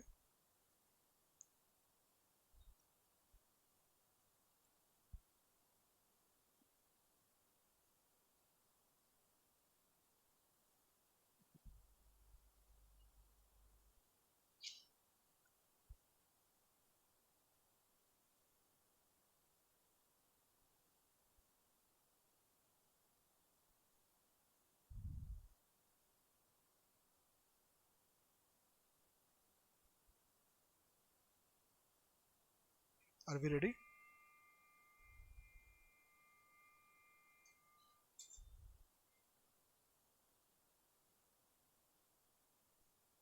okay students, ये रेशियो का नाम क्या है?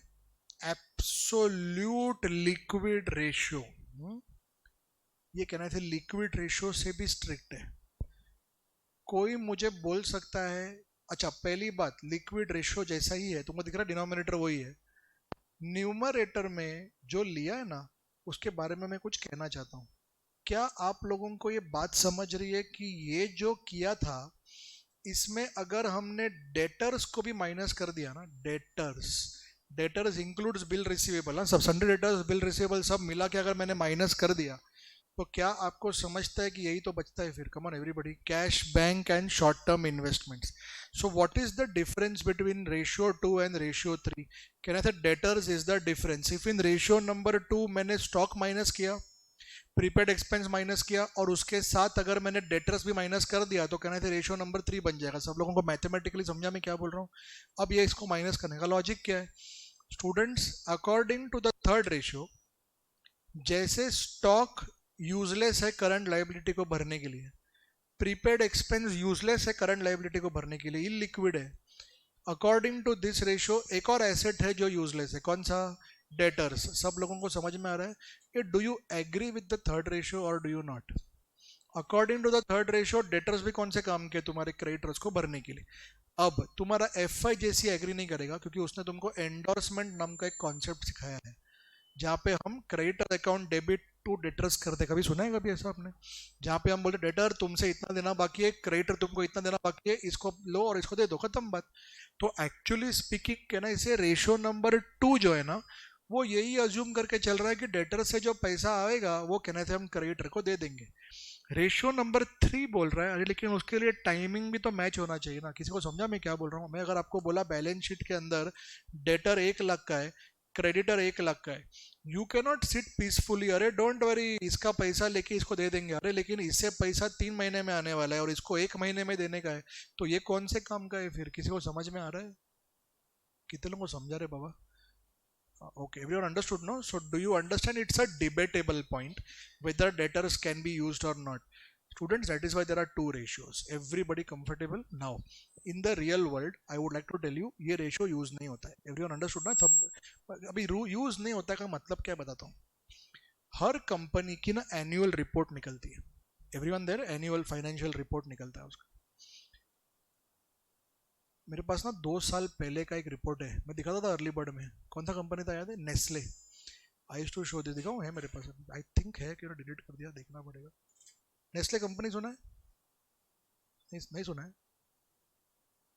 I think I have deleted it.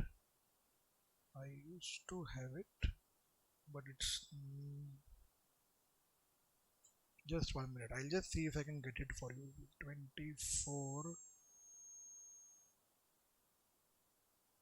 annual report 24-25 का चाहिए ना अपने को? 24-25 ठीक है, वो सर्चिंग कर रहा है. मेरा पॉइंट बोलना ऐसा है कि जब ऐसा रिपोर्ट्स निकलता है ना स्टूडेंट्स, तब नेस्ले, एक minute, Nestle India,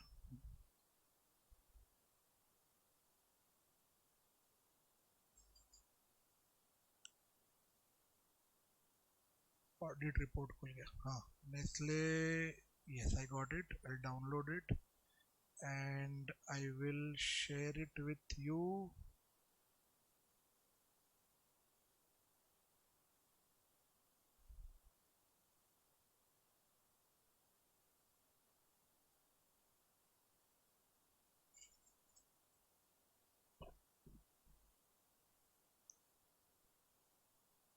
okay students, इसको डाउनलोडिंग पे रखते हैं और इसको ओपन करते हैं अपने पीडीएफ में। इसमें ना आपको सीखने मिलेगा कि आप सीए बनने के बाद एक्चुअली क्या क्या करोगे। ये नेस्ले का रियल रिपोर्ट है। तो I just open this, open note,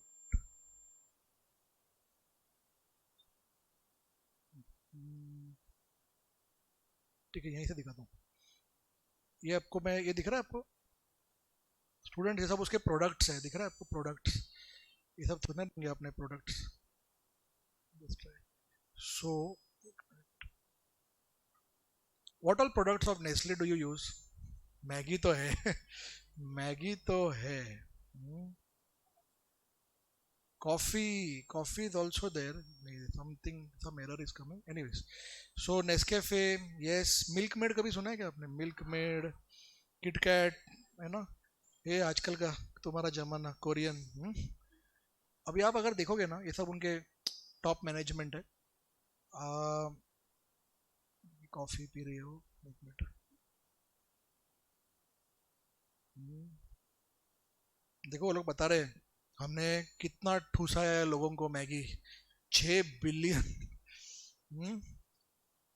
मैं आपको बताऊं, few India today, see till now ना, population of India always used to be a problem for India, but suddenly we have realized it is a strength, and now you are seeing how the world is bending. Generally those who are having good supply used to control world politics. Now the one who has more demand is controlling world. हमारे पास कितना लोग हैं, Covid में तो भी surpass China also, I didn't know about it. क्या हंस रहे तुम लोग? हाँ ओके, इधर देखो अभी, या स्टूडेंट्स लुक एट दिस, तुमको दिख रहा है करंट रेशियो? हाँ करंट रेशियो है, आगे जाके ना इसका अकाउंट्स और खुलता है आगे जाके, बट आप यहीं पे करंट रेशियो देख सकते हो कितना है इसका करंट रेशियो। देखो 2022 में 1.1 था, दिख रहा है आपको, और अभी वो 0.9 हो गया। अच्छा, ये नेस्ले का करंट रेशियो में बरोबर प्रॉब्लम चल रहा है। हेलो एवरीवन अंडरस्टूड ना? It is not having enough current assets to pay current liability. ये सारे टर्म्स में तुमको सिखाऊंगा। एवरीवन अंडरस्टूड ना? All these things we will be discussing in great detail. चलो आगे जाते हैं। सो बहुत कुछ है इसमें बोलने जैसा, बट तुम लोग पढ़ लेना बाद में। चलो सो मूविंग फॉरवर्ड, या तो ऐसा जब एनुअल रिपोर्ट्स बनता है ना स्टूडेंट्स, इसके अंदर ऐसी सारे रेशियोज नहीं आते, ये जो हमारे एकेडमिक्स में है। बस रियल वर्ल्ड के अंदर ये तो रहेगा, करंट रेशियो आता है, लिक्विड रेशियो आता है, एब्सोल्यूट लिक्विड हमारे एकेडमिक्स में। Is everyone comfort? Sir can we write liquid ratio, absolute liquid like this, CA minus stock minus prepaid minus debtors? Yes you can, but इतना क्यों कर रहे हो जब तुमको पता है कि इतना सब निकलने के बाद जो बचता है दो ही तो आइटम है यार, ऊपर ले लो उसमें। सबको ये रेशियो समझ में आया? Okay let's go to the fourth. Student चौथा रेशियो लिख दो, स्टार्ट प्लीज।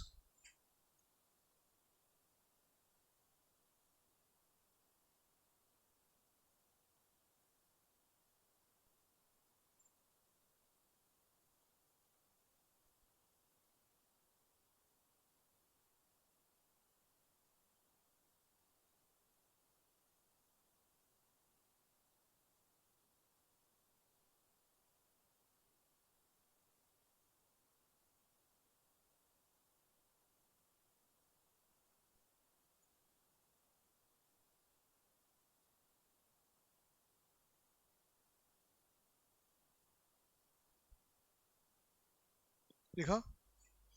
ओके स्टूडेंट्स, ये रेशियो भी बाहर की दुनिया में अवेलेबल नहीं है, हमारे एकेडमिक्स में है। लेकिन ये रेशियो स्टूडेंट्स का फेवरेट रेशियो है। पता है क्यों? नाम नाम देख के फॉर्मूला बायट करने का जरूरत नहीं पड़ता है। Stock to working capital can I say is, oh my god no surprise, stock upon working capital. But you might not have heard the term working capital. Anyone knows, have you heard of this term WC? कैसे निकलते हैं? CA minus CL. Is everybody clear? Current assets minus current liabilities. ये students working capital को calculation. No don't worry, मेरा notes पूरा सर्व संपन्न है, नीचे है इधर, ये देखो सब लिखा है. थोड़ा टाइम में आएगा सब कुछ, ठीक है? सबका कैलकुलेशन नीचे दिया है मैंने, अभी मत लिखना, सब साथ में है. अब मेरे को एक क्वेश्चन है, देखते कितने लोगों को समझता है. अगर करंट एसेट्स 100 है, करंट लाइबिलिटीज 30 है, जल्दी से बोलो वर्किंग कैपिटल कितना है? वर्किंग कैपिटल 70 है. लेट से इन करंट एसेट्स में स्टॉक मेरे पास पड़ा है 60, ठीक है? तो मुझे बोलो ये रेशियो कैसे दिखेगा? It will be 60 upon 70. Is everybody comfortable? 60 upon 70. चलो, I hope you remove your analytical brains out now. All the best to me. ये रेशियो समथिंग इज टू 1 होगा. ये जो समथिंग है वो जितना ज्यादा होगा ना, उतना कंपनी का लिक्विड रेशियो खराब होगा. मैंने बोल दिया जो मुझे बोलना था. सोचो, इफ दिस रेशियो, अच्छा कहने थे this ratio is 1:1 when this become 70. हाँ, 60 में कहने थे 0.8 कुछ तो ऐसा रहेगा. वो रेशियो जितना 1:1 के नजदीक है, मतलब 0.8 0.9:1 है, उतना तुम्हारा लिक्विड रेशियो खराब है. कितने लोगों को समझा? लिक्विड रेशियो खराब है. ओके, कुछ लोगों को समझ रहा है. Can you tell me how?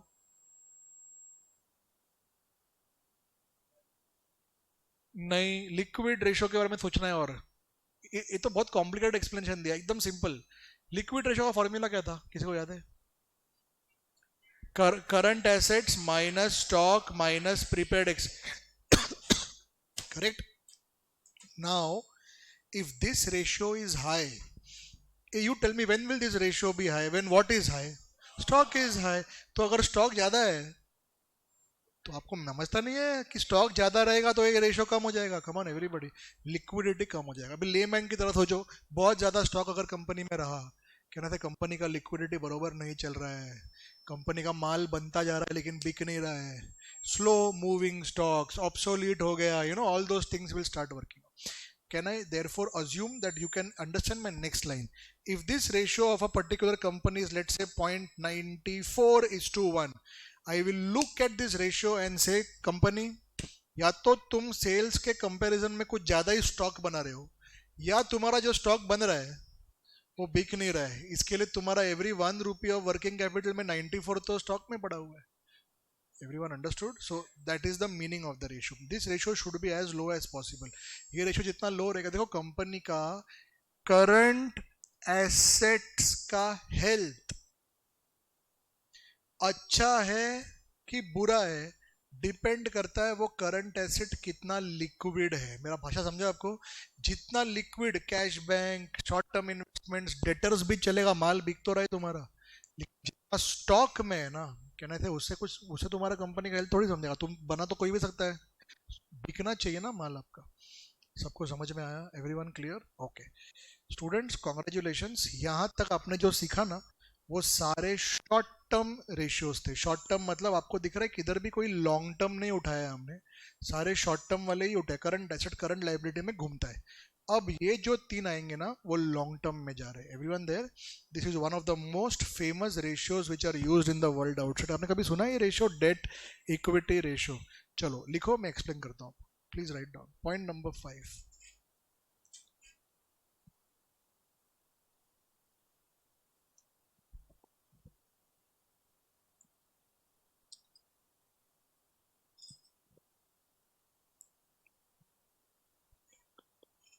Are we ready? Point number 5. Debt equity ratio. Okay अभी पेन रखो और मेरा 5 मिनट एक्सप्लेनेशन सुनो. स्टूडेंट्स, अगर किसी, पहले तो इधर देखो, ये बैलेंस शीट है. इस बैलेंस शीट का कौन से साइड में ये रेशियो घूम रहा है? लायबिलिटी साइड के एसेट साइड? लायबिलिटी. चलो, तो जितने तुम्हारे लॉन्ग टर्म लोन्स रहेंगे, उसमें बैंक लोन हो गया, उसमें डिबेंचर हो गया, public deposit, any kind of long term loan, वो स्टूडेंट्स बोरोड फंड्स कहलाया जाएगा. मैंने लिखा है, don't worry. BF refers to long term liability. Everyone clear till here? ये liabilities को, लेकिन शॉर्ट टर्म वाले नहीं, शॉर्ट टर्म वाले नहीं, लॉन्ग टर्म, लॉन्ग टर्म को शॉर्ट टर्म का डिफरेंस क्या है? How do you know? 1 year. 1 year के बियॉन्ड रहेगा लाइबिलिटी तो वो लॉन्ग टर्म हो गया, नीचे रहेगा तो शॉर्ट टर्म। यहाँ तो सबको समझ में आया? ओके। अब इसी बैलेंस शीट में ध्यान से सुनना, ESC है, रिजर्व्स एंड सरप्लस है, प्रेफरेंस शेयर कैपिटल है, डिबेंचर्स है, बैंक लोन है, करंट लायबिलिटीज है। ये तो आउट ऑफ क्वेश्चन है। इन दोनों को ऐड करेंगे तो क्या होएगा? Borrowed funds. स्टूडेंट्स उसी तरह इन दोनों को ऐड करेंगे ना, मैं प्रेफरेंस को नहीं ले रहा हूं, एवरीवन देयर विथ मी। किन दोनों को लिया मैंने? इक्विटी शेयर कैपिटल और रिजर्व्स एंड सरप्लस, उन दोनों को ऐड करेंगे। अच्छा, just for general knowledge I am telling you, अगर उनके पास P&L डेबिट बैलेंस, कभी सुना है ऐसा, fictitious asset and all those things are there, तो कहने से दैट मीन्स तुम्हारा रिजर्व्स पॉजिटिव में नहीं है, नेगेटिव में है। कुछ समझ में आ रहा है? तो देन वो माइनस करना पड़ेगा। So basically this plus this, equity share capital plus reserves, या माइनस दिस अगर लॉसेस हो रहा है तो उसको स्टूडेंट्स एक नाम दिया गया है, equity share holders funds. Everyone comfortable? तो स्टूडेंट्स वो भी लिखा है मैंने, डोंट वरी, सब कुछ है उसमें। इक्विटी शेयर होल्डर्स फंड्स जो होता है ना, equity share holders funds is not only equity share capital. सबने सुना क्या बोल रहा हूं? इक्विटी शेयर कैपिटल के साथ और क्या जोड़ोगे आप?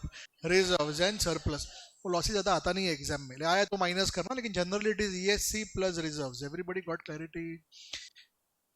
इसी ESHF को फुल फॉर्म क्या है? कैलकुलेट कैसे होता है? What plus what? उसको लेमैन लैंग्वेज में नेटवर्थ कहते हैं। सब लोग समझ में आ रहा है? जब भी हम बोलते हैं ना कि तुम्हारा नेटवर्थ क्या है, कंपनी का नेटवर्थ क्या है, net worth is basically ESHF। Is everybody comfortable? Preferential capital नहीं आता है उसके अंदर, पक्का? ओके। अब एक जनरल कॉन्सेप्ट समझाता हूं नॉलेज के लिए, क्यों हम रिजर्व्स को ऐड करते हैं। Why do we add reserves in ESC to say that this is ESHF?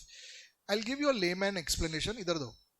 आपने ना मुझे 1 लाख रुपए दिया, बोला सर आप इन्वेस्ट करो ना, आपको अच्छा आता है इन्वेस्टमेंट करना, आप करो, हमारा पैसा ग्रो करो। ठीक है, मैंने आपसे पैसा लिया, और उस 1 लाख रुपए पे मैंने 20,000 का प्रॉफिट कमाया 1 साल के अंदर। सबको स्टोरी समझा? इसको हम FM में बोलते हैं ROI इज 20%। इसमें language clear to you? Return on investment is 20%। मैंने आपके 1 लाख पे 20,000 रुपए कमाया, है ना? अब ईयर 1 खत्म हो गया। ईयर 1 के एंड में मैंने आपको फोन किया, मैं बोला अरे दोस्त तेरा 20,000 रुपए मैंने प्रॉफिट कमा के रखा है, चाहिए क्या, दे दूं? मतलब do you want it? If we decide that I should give that profit to you, that in corporate language is called as dividends. Everybody understood what I'm saying? If I decide to distribute profit to you, it is called as dividend. आपने बोला sir 5,000 रुपए दे दो ना dividend, मैं बोला ठीक है, तो मैंने 20,000 रुपए में से 5,000 आपके घर में भेज दिया। कितना बाकी है अभी? 15,000। अब आई हैव अ क्वेश्चन, वो 15,000 आपने क्यों नहीं लिया रे मेरे से? What are you expecting me to do with that 15? I should enjoy with that money? No sir. Can I say year 2 से आप क्या बोलोगे? सर अभी हमारा आपके पास 1,15,000 है ना? That is exactly the concept why I am saying ESC plus reserves, retained earnings. Can I say ये सब मिला के इक्विटी शेयर होल्डर्स का फंड्स विद द कंपनी होता है। किसको समझ में आया? समझा क्यों रिजर्व्स ऐड करते हैं? सबके बीच में पक्का गया? ओके। अब स्टूडेंट्स, अब रेशो का बात करते हैं। Ready everyone? I have a question. अगर मैं आपके सामने 2 कंपनी रखा, A and B, company A का डेट इक्विटी रेशियो 2:1 है, कंपनी B का डेट इक्विटी रेशियो 5:1 है। सबने अच्छा एक काम सुना, 0.2, अच्छा 0.2:1 and 5:1। You tell me which company is under more risk? Very smart. You understood? B is under risk. Okay. Why did you say so? आपने ऐसा क्यों बोला कि जो कंपनी के अंदर 5:1 है सर, वो 0.2:1 से ज्यादा रिस्की है? ऐसा क्यों बोला आपने? क्योंकि सर यहाँ पे 1 रुपए का इक्विटी के सामने सिर्फ 0.2 का डेट है, लेकिन यहाँ पे सर 1 रुपए का इक्विटी के सामने 5 रुपए का डेट है। इसका मतलब ना, आप सोचो ना, अगर कोई कंपनी में 100 करोड़ का इक्विटी है और 500 करोड़ का डेट है, एक समझ में आ रहा है, बोरोइंग 500 करोड़ का है, किसी के भैया में जा रहा है। This looks like the balance sheet of some of the countries which are near us. Anyways, now listen carefully. क्या हो गया, क्यों सर? Ready everyone? नाउ अब ना ध्यान से सुनना है आपको। जब आपने बोला सर बाबा रे बाबा, debt debt risky risky risky, अब अपने को ना एक बार वंस एंड फॉर ऑल दिमाग में लॉजिकली फिट करना है कि डेट को हम लोग रिस्की क्यों बोल रहे हैं। ऐसा क्या खराबी है डेट के अंदर जिसके वजह से आपको वो रिस्की लग रहा है। मैं आज आज अभी चल रहा है क्या, फरवरी 2026, बरोबर है। अब भी लास्ट वीक एक कंट्री के प्राइम मिनिस्टर का एक इंटरव्यू आया, इंटरव्यू नहीं, वो एक he was addressing his government staff and other people. वो उसका एक वीडियो बाहर आया और उसमें वो कह रहा है, वो कंट्री का प्राइम मिनिस्टर, टेम्पररी कंट्री है वो बट उसका प्राइम मिनिस्टर है, ठीक है। तो वो कह रहा है कि तुम लोगों को नहीं समझ में आ रहा है कि हमारी फाइनेंशियल स्थिति अभी कैसी है। हम लोग बोरोइंग पे जी रहे हैं। हमारा इतना बोरोइंग हो गया है कि बोरोइंग को रिपे करने के लिए और बोरोइंग करना पड़ रहा है। और जब हम इतना भीख बोरोइंग करते हैं दुनिया में, तो जा जाके हमको हाथ फैलाना पड़ता है। दिस द वर्ड्स यूज, हमको हाथ फैलाना पड़ता है। कटोरा नहीं बोल रहे, लेकिन हम तो बोल सकते हैं बिंदास, है ना। आप कटोरा लेके जा रहे हो, तो उसने बोला कि ये करने के बाद हमारा दुनिया में जो वर्चस्व है वो कम होता है, जो है ही नहीं एक्चुअली, लेकिन और कम होता है। तुम लोगों को समझ में आ रहा है कि हम लोगों का जो उसने यूज किया, नेगोशिएशन पावर कम होता है। Because obviously if you are so bankrupt, you understand na, you are so bankrupt and the only victory that you think you have won is in your dreams। हाँ, अपने उधर ही लोगों को कुछ तो झूठ बोल देने का कि देखो ये जीत गए करके, ऐसा अगर है। हाँ, अभी बीच में एक मैसेज आया था ना कि थैंक गॉड एशिया कप का सारा मैचेस ब्रॉडकास्ट हुआ था। एनीवेज, तो मैं ये बोल रहा हूँ कि जब आप ऐसा हो तो आपका नेगोशिएशन पावर जीरो हो जाता है। लोग आपको हल्के में ले लेते हैं, अरे तुम क्या यार, तुम बोरोइंग, तो प्रॉब्लम क्या, करो loan. So I hope you are a proper proud Indian and you know that it is a shameful thing to live on borrowings. Do you agree? हाँ हाँ, okay. And students, do you agree that अगर आप borrowing पे हो तो students आपको pressure तो भर भर के झेलना पड़ेगा। Do you agree with me? मैं आपको 90s 2000s एंड 2010s का जो पूरा generation of mid aged professionals का बात करता हूँ। Majority of them which is basically, I might say even 80s 90s, they are basically maybe today our parents, or even I can include my generation also into that। हम लोगों ने, सब लोगों ने लोन लिए थे घर खरीदने के लिए। आपको समझ रहा है क्या बोल रहा हूँ? That is housing loan. समझते हैं क्या बोल रहा हूँ? हाउसिंग लोन की मार्केटिंग तो ऐसी होती है जहां पे एक पति पत्नी है और वो घर की तलाश में है, और suddenly somebody comes and says housing loan, और उसको हाउसिंग लोन मिलता है और वो घर लेते हैं और लिव हैप्पीली एवर आफ्टर। ये झूठ है। आपको समझ में आ रहा है? आपने अगर घर लोन पे लिया है ना, लोन, तो आप उस घर में बहुत सुख शांति से रहोगे, ये एक्सपेक्टेशन मत रखना। मैं आपको क्रूड रियलिटी बता रहा हूँ। क्यों सर, ऐसा क्यों बोल रहे हो आप? अच्छा घर होएगा ना, अरे वो घर तुम्हारा है ही नहीं। जब आप एग्री करते कि नहीं, अगर आपके घर में अगर किसी ने हाउसिंग लोन्स लिया है ना, आप पूछना घर पे कि क्या ये लोन EMI क्या आपको स्ट्रेस देता है, मम्मी पापा पूछो। वो कोई भी, मैं चैलेंज देता हूँ, मैं चैलेंज दे रहा हूँ, कोई भी, आई हैव सीन ना, my father had taken, I know it, कोई भी नहीं बोलेगा अरे EMI क्या मस्त चीज है यार, I feel so nice. Every month हमको पूछता है, हमको इस दुनिया में कोई और नहीं पूछता है, लेकिन बैंक हमको रोज फोन करता है। ये बात अच्छी बात नहीं है, आपको स्ट्रेस तो हो गई। And why are you stressed about it? You stressed about it because sir हमारा, हम मंथ टू मंथ जीते हैं, हम लोगों को इनकम आती है, हम उस इनकम में से ईएमआई भरते हैं। कल को हमारा इनकम गॉड फॉरबिड कुछ हो गया ऊपर नीचे, समझ रहा है क्या बोल रहा हूं मैं? वो बैंक थोड़ी मानने वाला है, हमारा दोस्त थोड़ी, अरे दोस्त लोग भी नहीं मानेंगे ये सब चीज, बोले हमारा पैसा है हमको दो। और अगर तुमने थोड़ा सा ईएमआई देना तुम्हारा अगर छूट गया तो तुम्हारा घर जब्त हो जाएगा, खत्म। नहीं समझा? As an individual if you take loan, do you realise you are in stress? I am not saying don't take, because there are always considerations, because घर के लिए लेना ही पड़ा, गाड़ी के लिए लेना ही पड़ा, आई अंडरस्टैंड, आपको समझ रहा है? I am not against loans, but I am just making you aware that loans create stress. They create stress because of only one reason. What reason? They demand fixed rate of interest. See, I will tell you some general knowledge. Loan में ना students दो type का loan ले सकते हैं, good loan रहता है, एक बैड लोन रहता है।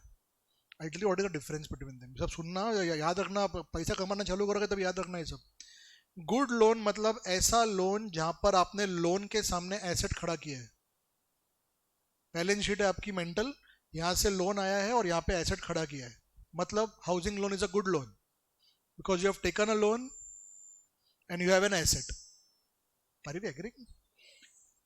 There are some grade A idiots who go for bad loans. You know what is a bad loan? You take loan but there is no asset which is there in front of it. Okay, examples: loan taken for holidays है, loan taken for holidays, and unfortunately at times loan taken for marriages. ये अपने को हंसने का, loan taken to pay salaries of employees, loan taken to buy title sponsorship of cricket matches, ताकि उन players के छाती पर हमारा लोगो रहे, वो सीरीज का नाम हमारे नाम से हो, बैट पे वो मार्केटिंग करने का पीछे से पैसा देना पड़ता है, उसमें कंपनी बर्बाद भी हुआ है, आपको पता है कि नहीं मालूम नहीं। तो मैं तो आप है ना इंडिविजुअल छोटे से लेवल पे सोचो आप कि सर लोन लेके छुट्टी पे जाओ क्या, आप खुद ही हंस रहे हो ना कि क्या, लेकिन यही चीज एक, I don't know what happens to people when they become so big, they take loans. जैसा लोन लेके शादी करना, या लोन लेके प्री वेडिंग शूट करना बड़ा बड़ा, या लोन लेके घूमने जाना छुट्टियों के लिए, या लोन लेके कॉर्पोरेट में हमारा मार्केटिंग करेंगे, लोन लेके हम लोग सैलरीज भरेंगे। अरे मार्केटिंग के लिए भी लोग लोन लेते हैं क्या, वो उम्मीद से कि अभी हम 200 करोड़ का लोन लेके मार्केटिंग करते हैं, अभी देखो उसमें से कितना पैसा आएगा बाहर, फिर हम हमारा लोन रीपे करेंगे। कहना से ये सब केस हो गया ना, ये सब बैड लोन्स हो गए, क्योंकि आप आपके लोन के सामने एसेट नहीं खड़ा कर रहे हो। किसी को समझ में आ रहा है क्या बोल रहा हूँ? This is one of the chapters of that book Rich Dad Poor Dad. इसके अंदर है एक chapter, good loans bad loans. Everyone clear? अब अगर हाउसिंग लोन इज द अच्छा, व्हाट अबाउट कार लोन?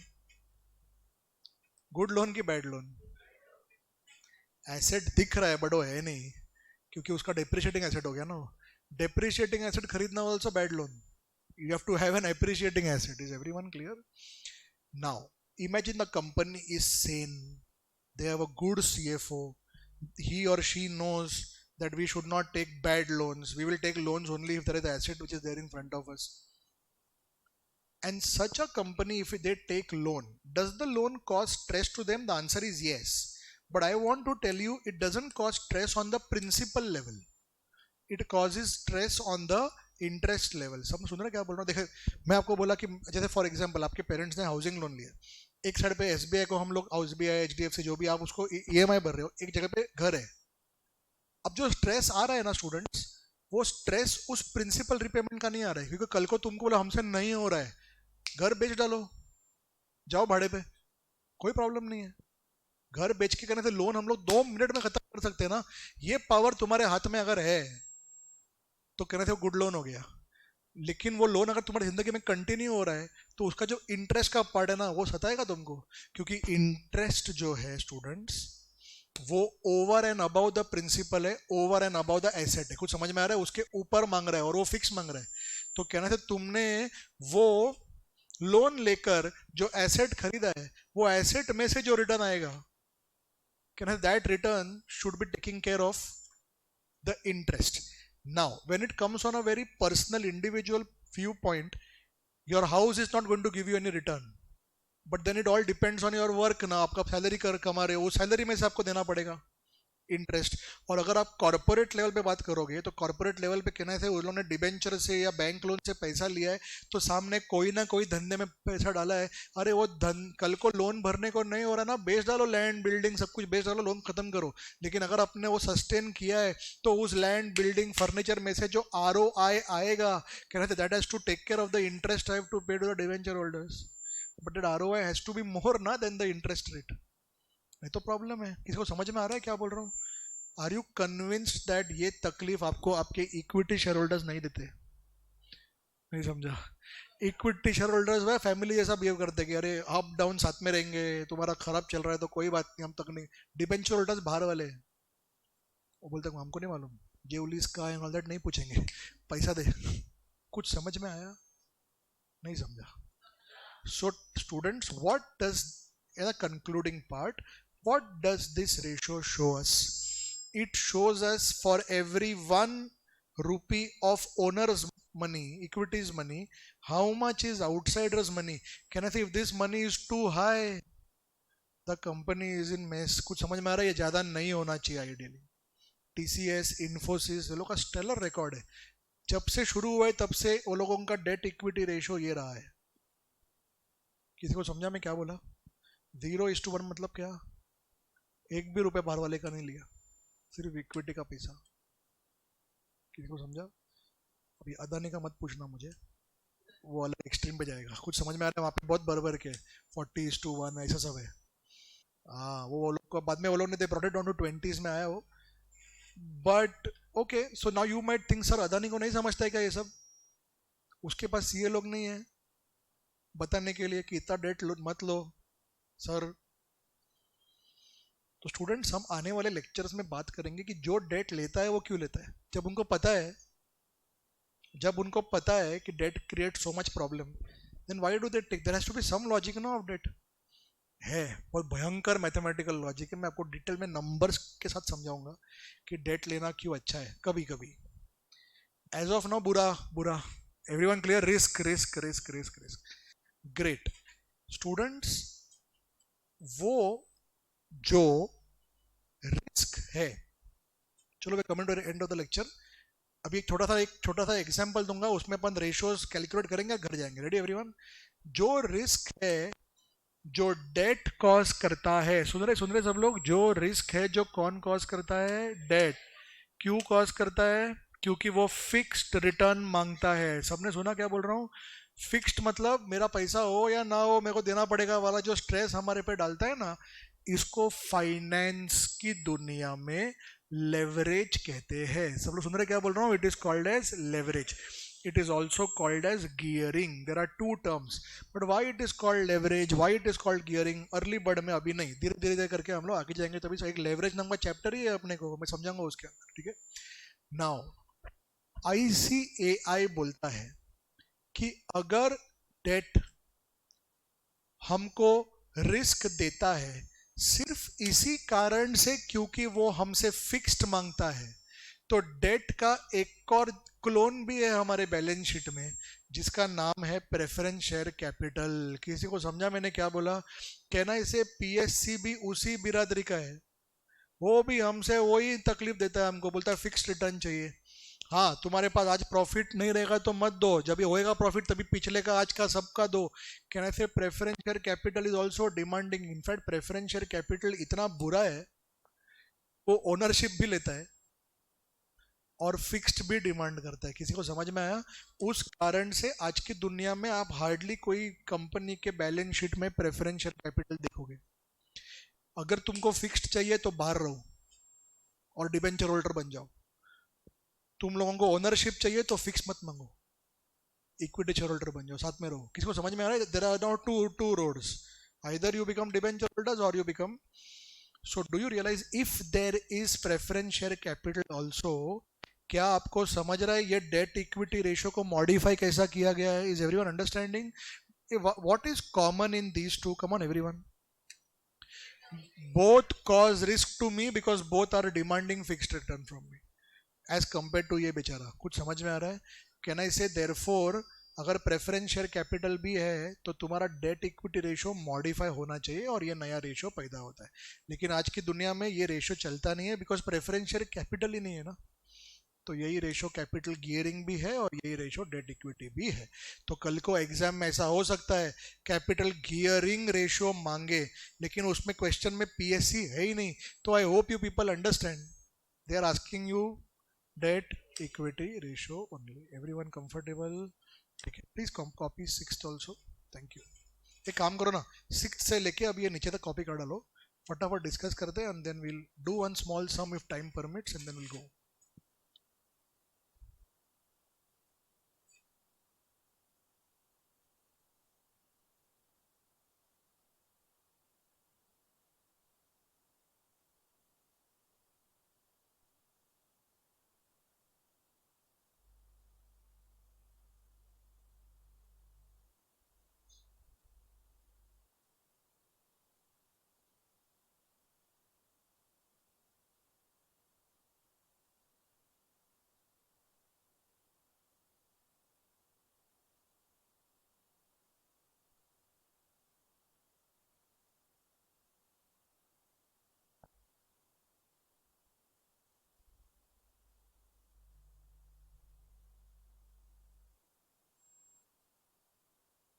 करो स्क्रॉल।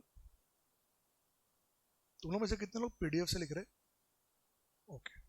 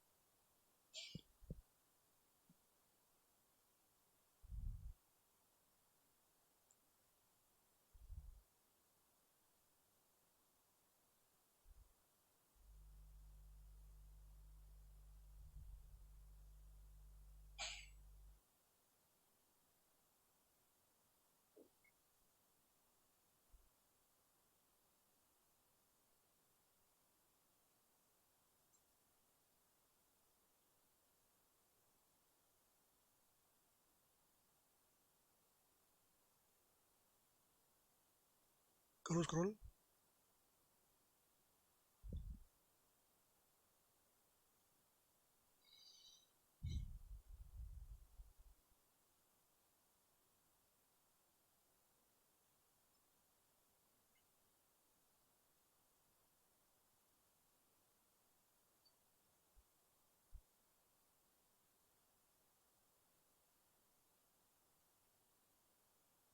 ये अगर इक्विटी शेयर होल्डर्स फंड्स ये है तो SHF मतलब क्या? शेयर होल्डर्स, उसमें इक्विटी वर्ड नहीं आएगा, तो तभी प्रेफरेंस भी जुड़ता है, ठीक है।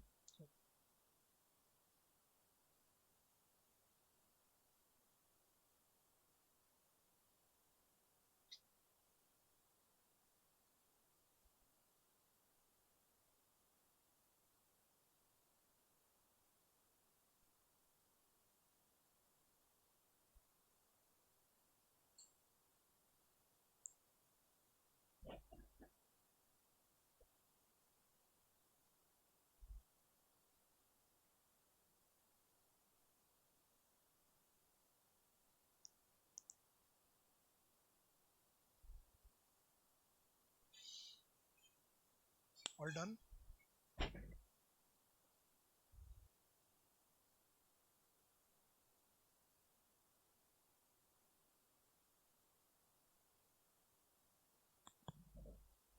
Okay, so now there is one is everyone done? No, anybody wants me to wait?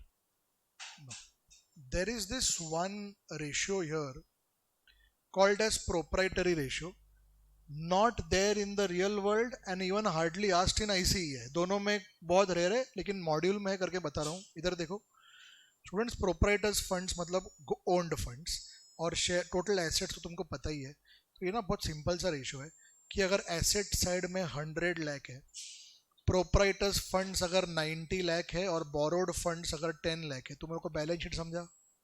देख लो एक बार, 100 लाख का एसेट लिया है, 90 लाख ओनर्स का है और 10 लाख बाहर वालों का है। कहने से ये रेशो तुमको 0.9:1 करके दे देगा। क्या आपको ये बात समझ में आ रही है कि ये रेशियो अगर 1:1 हो गया, दैट मीन्स कहने से डेट इक्विटी 0 हो गया? किसी को समझ में आ रहा है? ये 1:1 तभी होगा ना जब ये बोरोड फंड्स कुछ नहीं है और पूरा का पूरा प्रोप्राइटर्स फंड्स है। Can I therefore say that this ratio for the company to feel safe, this ratio should be as near 1:1? किसी को समझ में आया?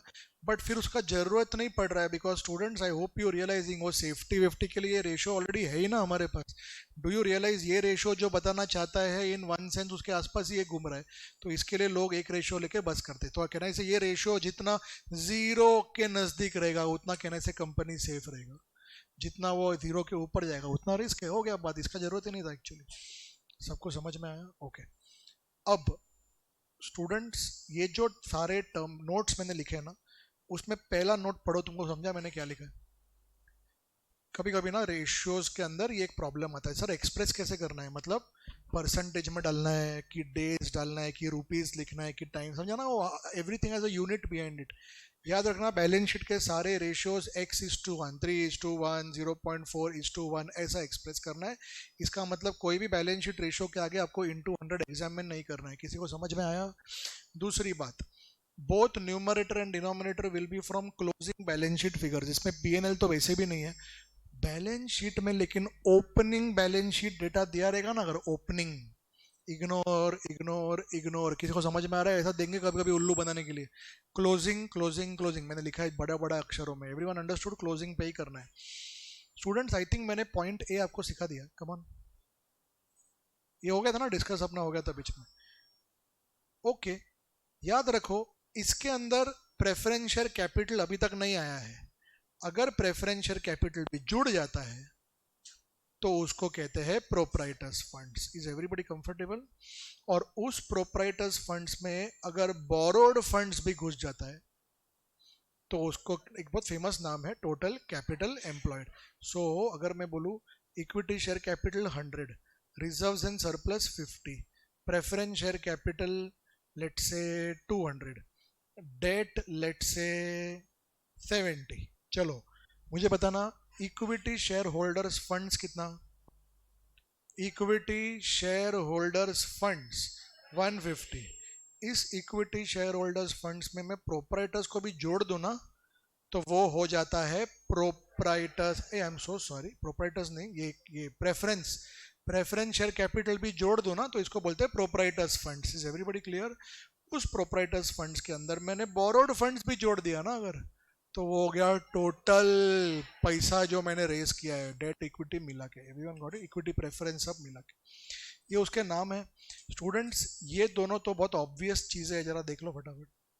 बैलेंस शीट के अंदर टोटल एसेट्स मतलब क्या है, F A, long term investments and current assets, ये हो गया ना तुम्हारा एसेट्स। और वर्किंग कैपिटल तुमको मैंने सिखा दिया, C A minus C L, got it.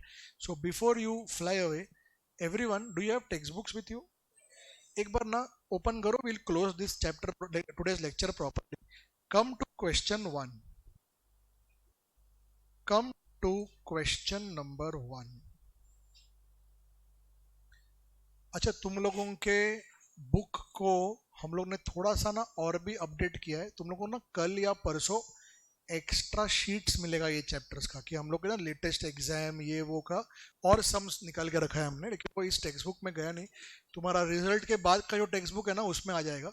तो इसके लिए तुमको हम लोग कल एक एक्स्ट्रा और शीट्स भी देंगे, हार्ड कॉपी रहेगा वो प्रॉपर, ठीक है।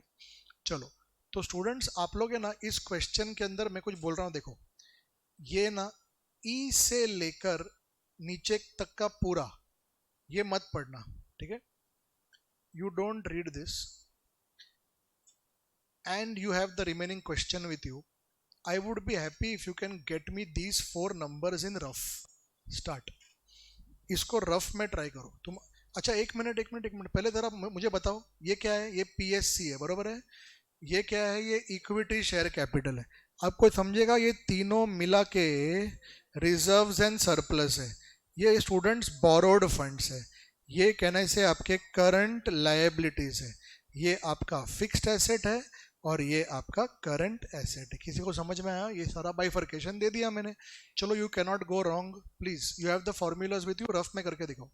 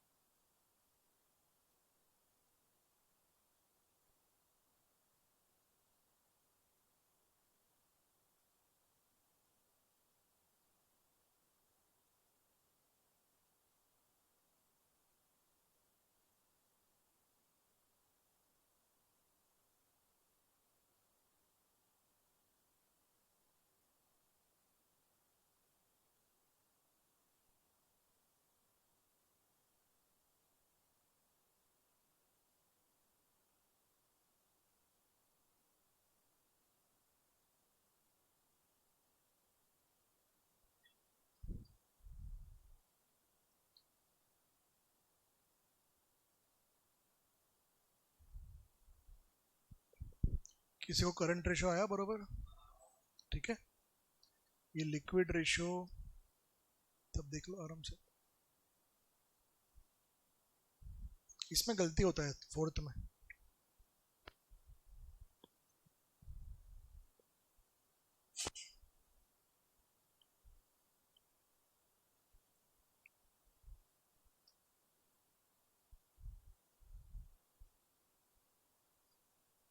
देख लो लास्ट, किसको आया 0.5 आया किसी को? अरे वाह, very good. Okay, so anyone needs 1 minute? हाँ ओके, डू इट।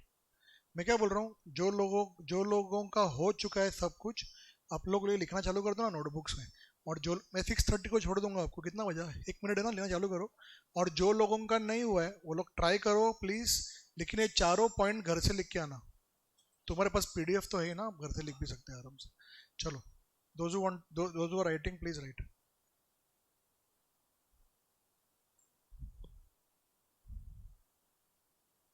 फेयर में करना अभी, तुमने फेयर में ही किया था तो फिर छोड़ दो, लेकिन तुमने रफ में किया था ना मोस्टली। तुम लोग लिख लोगे घर पे सब लोग? ठीक है, जाओ। I can sense the vibe. Okay, please leave. आज का लेक्चर समझा सबको? ओके, बहुत बहुत धन्यवाद आपका। Take care, bye bye.